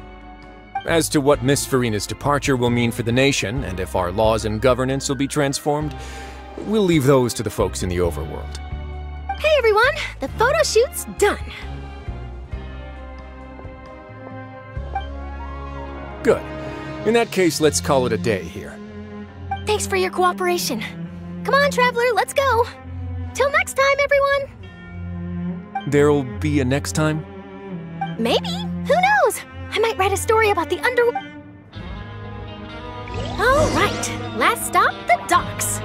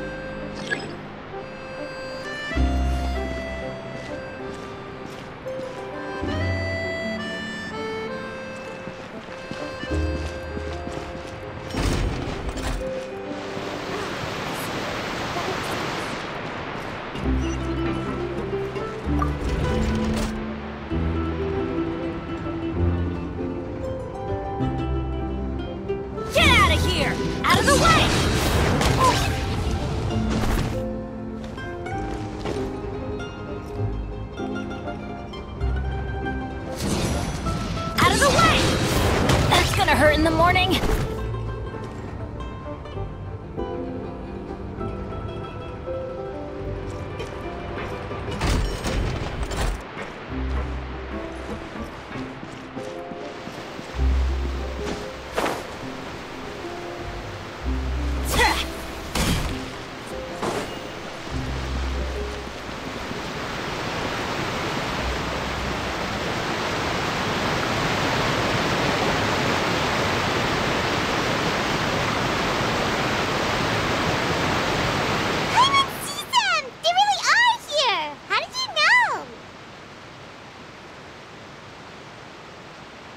Navia mentioned that she stayed in touch with Linny and the others after working together. Apparently, they've been at the docks distributing these strange pockets the whole time since. Traveler, Paimon. Ah, and Miss Charlotte, too. Would you like a magic pocket? What sort of gadget is it? It's a wondrous bag that can be used to carry many things. The water level has returned to normal, but if you see any of your things floating around, you can use this to carry them. Or you could trick a friend into doing it for you. Trick a friend? I wonder which of my friends would fall for that. You could just make a friend like Fremine here. Isn't that right, Fremine? Is this what you meant by, I'll help you make some more friends? To be honest, that sounds pretty sweet. Could I have your contact, please? Sure. Please, write down my address. Lynette sure is working hard to help Fremine socialize. He was the one who proposed doing this. He even wants to assist in our magic shows. Yes, I was planning to first introduce Pear as an assistant, and later Fremine himself. In the future, I think we can leave underwater escape magic to him too. That said, would anyone want to see a diver escape underwater? Oh, it'll work out. Every journey begins with the first step. He'll become a part of our show eventually. Lynette, could you come over? Miss Charlotte says she wants to take a picture of us. Got it. My, that Charlotte is rather perceptive. She got rid of everyone the moment she realized I had something to say to you. So, how have things been, Traveler? Father says that you did a great deal during the latest events. She's very grateful for your contributions to Fontaine. That's all right. We were more than happy to help. So, what's she doing now? Oh, I guess you haven't heard. Well, after Lady Furina left, Father and Monsieur Neuvillette opened negotiations, during which he gave Fontaine's gnosis to her as a diplomatic gift. A diplomatic gift? A gnosis? Yes, I was quite surprised at first myself. But when I thought it over, there were actually a number of things going for it. It could have been done as an apology for the incident with Lord Child, or as thanks for his help in tying the all-devouring narwhal down. Furthermore, Father did also lend significant aid to Fontaine and Poisson. That's true, but this is a gnosis we're talking about. Doesn't this seem a bit irresponsible? I would agree, but I've also heard that it seems that Monsieur Neuvillette has had a significant change of heart regarding the matter. So there's some reason for this that only Neuvillette knows about? I suspect you'll have to ask him about that yourself. Yes, speaking of which, I did see him strolling around the entrance to the Fortress of Meripede a while back. Isn't he real busy and stuff? Paimon didn't think he'd have the time for that. But back to the topic. The gnosis was given to the knave, right? What about Child? They say that he's returned to Snezhnaya to recover from his wounds. I hear that the recent disaster really did a number on his health. That's true. When you think about it, we've had loads of run-ins with the Fatui. To think we'd be allied with them this time. So shocked by such a simple switching of sides?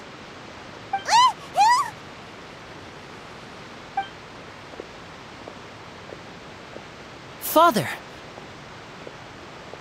Well, well, what do you know? Come to the docks to see how my children are doing and meet the Traveler by chance. Please do not pay my accomplishments in Fontaine too much mind. I would have done them regardless. Are you going to take the Gnosis back to Snezhnaya? That is our duty as Harbingers, yes. Don't be too preoccupied with sides. The goal of the Fatui concerns not a single place or person, but the entire world. With such a grand goal in mind, it is inevitable that we must wear many masks. Switching my masks is something I've always done. Well, that depends on many things. No one truly knows what the future holds. What good is honesty if you can't rely on it forever? As for you, I very much look forward to our next collaboration. Good things cannot be achieved alone, and you've proved yourselves to be great partners. A vision? All right. I'll remember to return it. Thank you for keeping it safe for him this entire time. And that's a wrap for me. Huh? You're... Greetings, Miss Journalist. Hello. If I'm not mistaken, there are diplomatic channels I'll need to report to take a photo of you. That is correct. So forgive me, but I will not be able to serve as a subject in your article. However, feel free to write as much as you'd like about our dear magicians and our upcoming rookie talent. I will. The sea breeze is quite pleasant. I shall continue my walk while the weather remains so agreeable. Farewell. Farewell, Father. Oh, she has such an intimidating presence. I didn't even dare to take a picture. Thankfully, I've already wrapped up all my pre-scheduled interviews. Thank you all. This'll be more than enough for me to write about, I'm sure. Don't be too nervous. Why don't you take a magic pocket before you go? Here, Traveler, Paimon, you take one too. To move things about? That's right. Funny. I was giving out magic pockets when we first met too. And what do you know? I'm doing the exact same thing right now. So many things have happened, but the pockets are still the pockets. I guess this must be life. We will all follow our own paths, and serendipity will lead you to your fated friends. All right then. We'll be handing out pockets in some other districts later, so we'll get going now. Have a good day, you two. Well, guess we sent Charlotte, huh? Shall we go see how Neverlette's doing? As long as he's not so busy that he doesn't have time to chat anyway.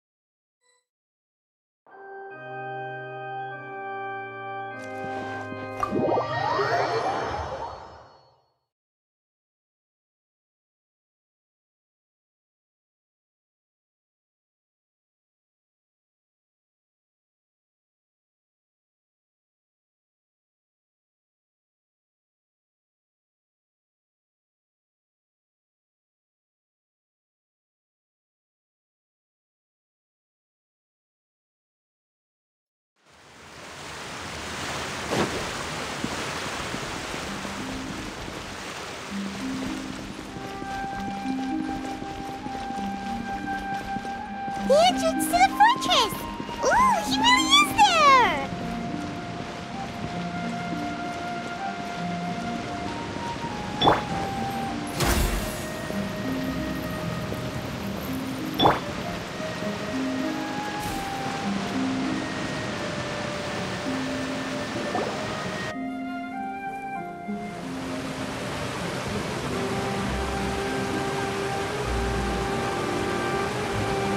You really are here, Neuvillette! Paimon didn't think you were going to have free time this hour of the day. Really? Oh, I suppose you must have met Mr. Linney. He took the time to greet me earlier when he passed this way. In any case, you came at a good time.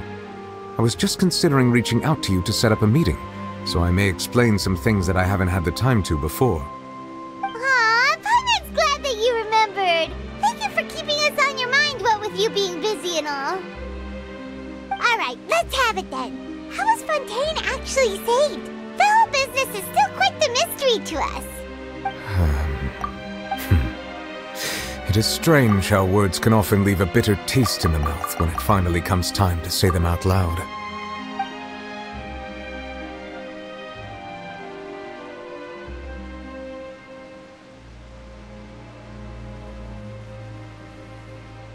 Whoa.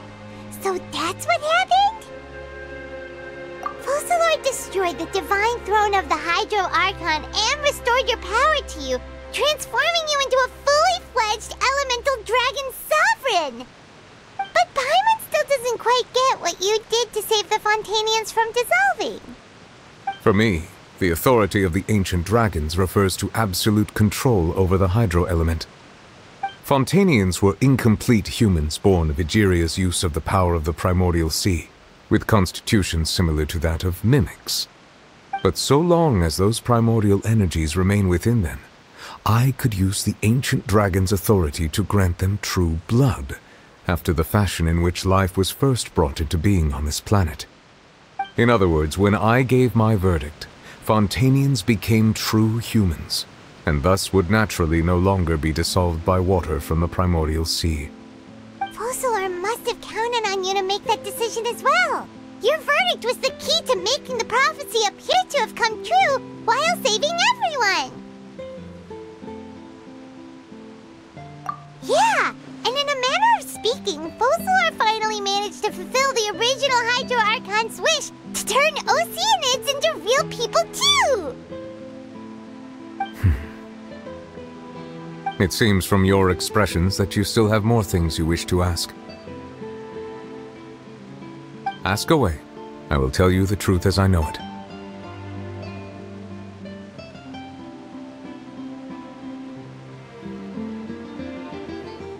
I have investigated his case along many avenues, and I have learned that he once fell into an unknown chasm when he was young. There, by chance, he awakened the all-devouring narwhal. But whether it be by sentiment or reason, that should not have been enough to consider him the root cause of the disaster. At most, he would have had tangential liability. As for the judgment passed by the Oratrice during the trial, whether it was due to that liability by association, or Focalor deliberately using him to buy time for us on the assumption that he would be able to hold the creature off, I cannot say. Guess Focalor had Fontainians in mind the whole time. In the end, it was thanks to her that they finally became real humans. Hang on a second. Paimon suddenly got another question. Back when Fontainians hadn't yet become real humans, were the children they had also transformed Oceanids? Life has always flowed like water. Do you recall how Fontainians would often come to the Fountain of Lucine to pray for children? Yeah! Lynette said the fountain is where all the waters in In truth, even those couples did not know that such prayers were no mere custom, but instead a form of ritual. Those Oceanids who were blessed within the spring water would later descend as new humans in the coming months. Paimon sorta gets it now. Either way, seems like this ritual won't be of any further use, but it'll probably live on as a local custom. Ask away. I will tell you the truth as I know it. Oh, that's right! They say you've given it to the Knave as a diplomatic gift or something! Leaving aside their intentionality, the two Fatui Harbingers have indeed done much for us during this crisis. Their sole remaining goal in Fontaine, at least at this point, would seem to be the Gnosis. The Oratrice has ceased to function. The Hydro Archon's divine throne is now no more, and I do not need the Gnosis's power. As such, it has lost all meaning for Fontaine. If the Fatui have well accede to their request now, and avoid unnecessary conflict. What complicated considerations? Paimon thought you were just giving it to them out of gratitude to the Knave and as an apology to Child. Ask away. I will tell you the truth as I know it. Hang on a sec. Paimon's still got a question about the Gnosis. When we spoke to Linny earlier, he mentioned that your attitude towards giving away the Gnosis had clearly changed. We guessed that there might be some reason for it that only you were aware of. No wonder the House of the Hearth is the Fatui's intelligence division. They are certainly sharp.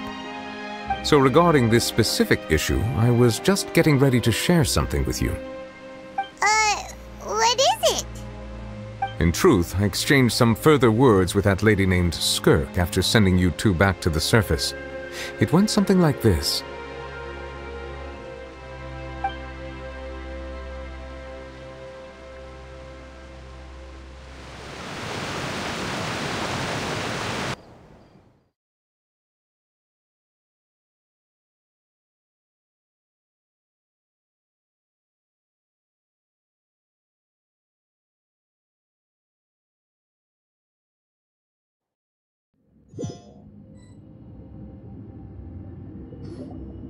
Well, we're going to head topside to see what's going on. You hurry over soon as well, all right, Nervalet?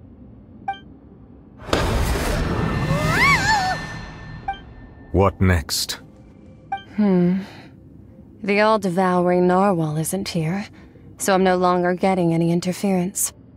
I can finally catch the scent of your power, what it's made of. It is the authority of the planet's primordial dragons, but with something very similar to a god's curse mixed in. It's quite a novel blend. I'm sure I've encountered something like this before. What was it again? I do not know what you speak of. Of course. How could I forget? You should have the remains of the third descender on your person, yes? Remains? I've never heard of any such thing. According to your parlance, I believe it may be called a gnosis. Well, that much is true. After Focalor's divinity faded, she handed her gnosis to me. But I fear I have never heard of it described in the manner that you just did. I've been training with my master, the Foul, ever since I was young, and I have never returned to the surface since. So most of the information I possess, I got from him. It is only natural for those who are greater than humanity to possess a different sort of common sense, which is why there are so many problems in our attempts to communicate with humans. Regardless, you should probably get rid of objects of misfortune to prevent any disasters from befalling you. To live in itself is a blessing, but once a person dies, the bonds he once had with this world shall all turn to curses. What do you mean by that? No need to fret. These are just my personal thoughts, and my reason for no longer wishing to return to the surface. This third descender you refer to, who are they? And when did they die? Master never mentioned them to me. Perhaps it just wasn't that important for me to know. If you're interested, though, I could ask him. I'll be sure to pass the answer on to you next time. Next time? You believe we will meet again? I do. Wait. I have a disciple of my own, don't I? He can be the messenger then.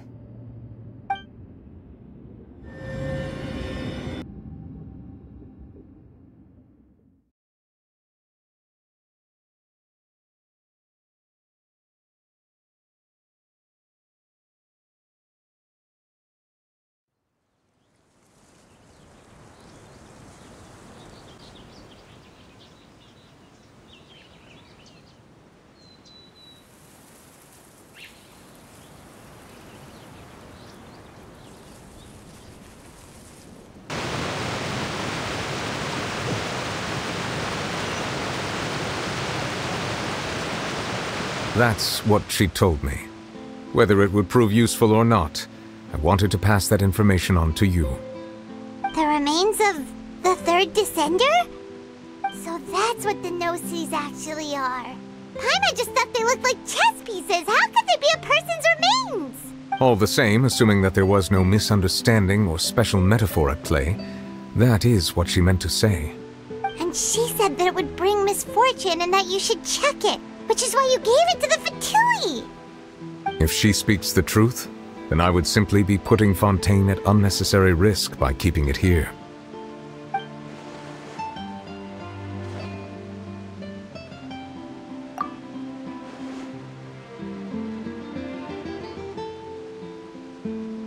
I had guessed that you might already be familiar with this concept, but I did not expect you to be one of them. That means that the Gnosis, which are exceedingly element-compatible and can even enhance elemental abilities, do indeed come from the third Descender. I wonder, does your body also possess similar properties? Like being able to use elemental powers without a vision! That does sort of count as special compatibility, right? No, let's not think about this stuff right now. It just feels creepy. Comparing the Traveler to the dead third Descender and all. That's what you say, but this topic still feels like bad luck. Once Child recovers, let's get some more answers out of him. Or go look for his master and get the answers that way. I too believe it unwise to make too many blind guesses when information is lacking. The same is true of being at court. Alright. Whatever the case, it seems like the crisis here in Fontaine's over for now. Yes. All of Focalor's efforts were for this moment as well. But she sacrificed herself in the end as a god, and she suffered through all those years as a human. Was that really what she wanted? I suppose that would be the mystery of a god's will.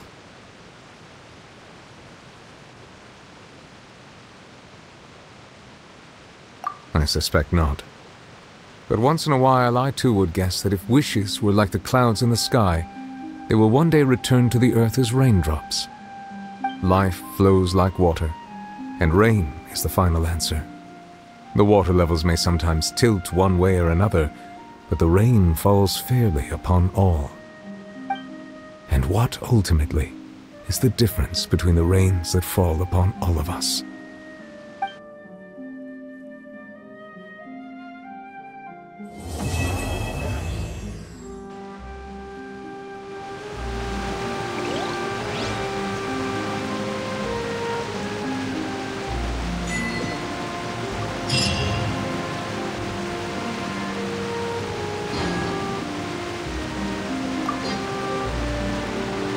It seems from your expressions that you still have more things you wish to ask. Ask away. I will tell you the truth as I know it. I suggest that you fully prepare yourself before going to Nathlon. In the meantime, Fontaine's doors will always be open to you.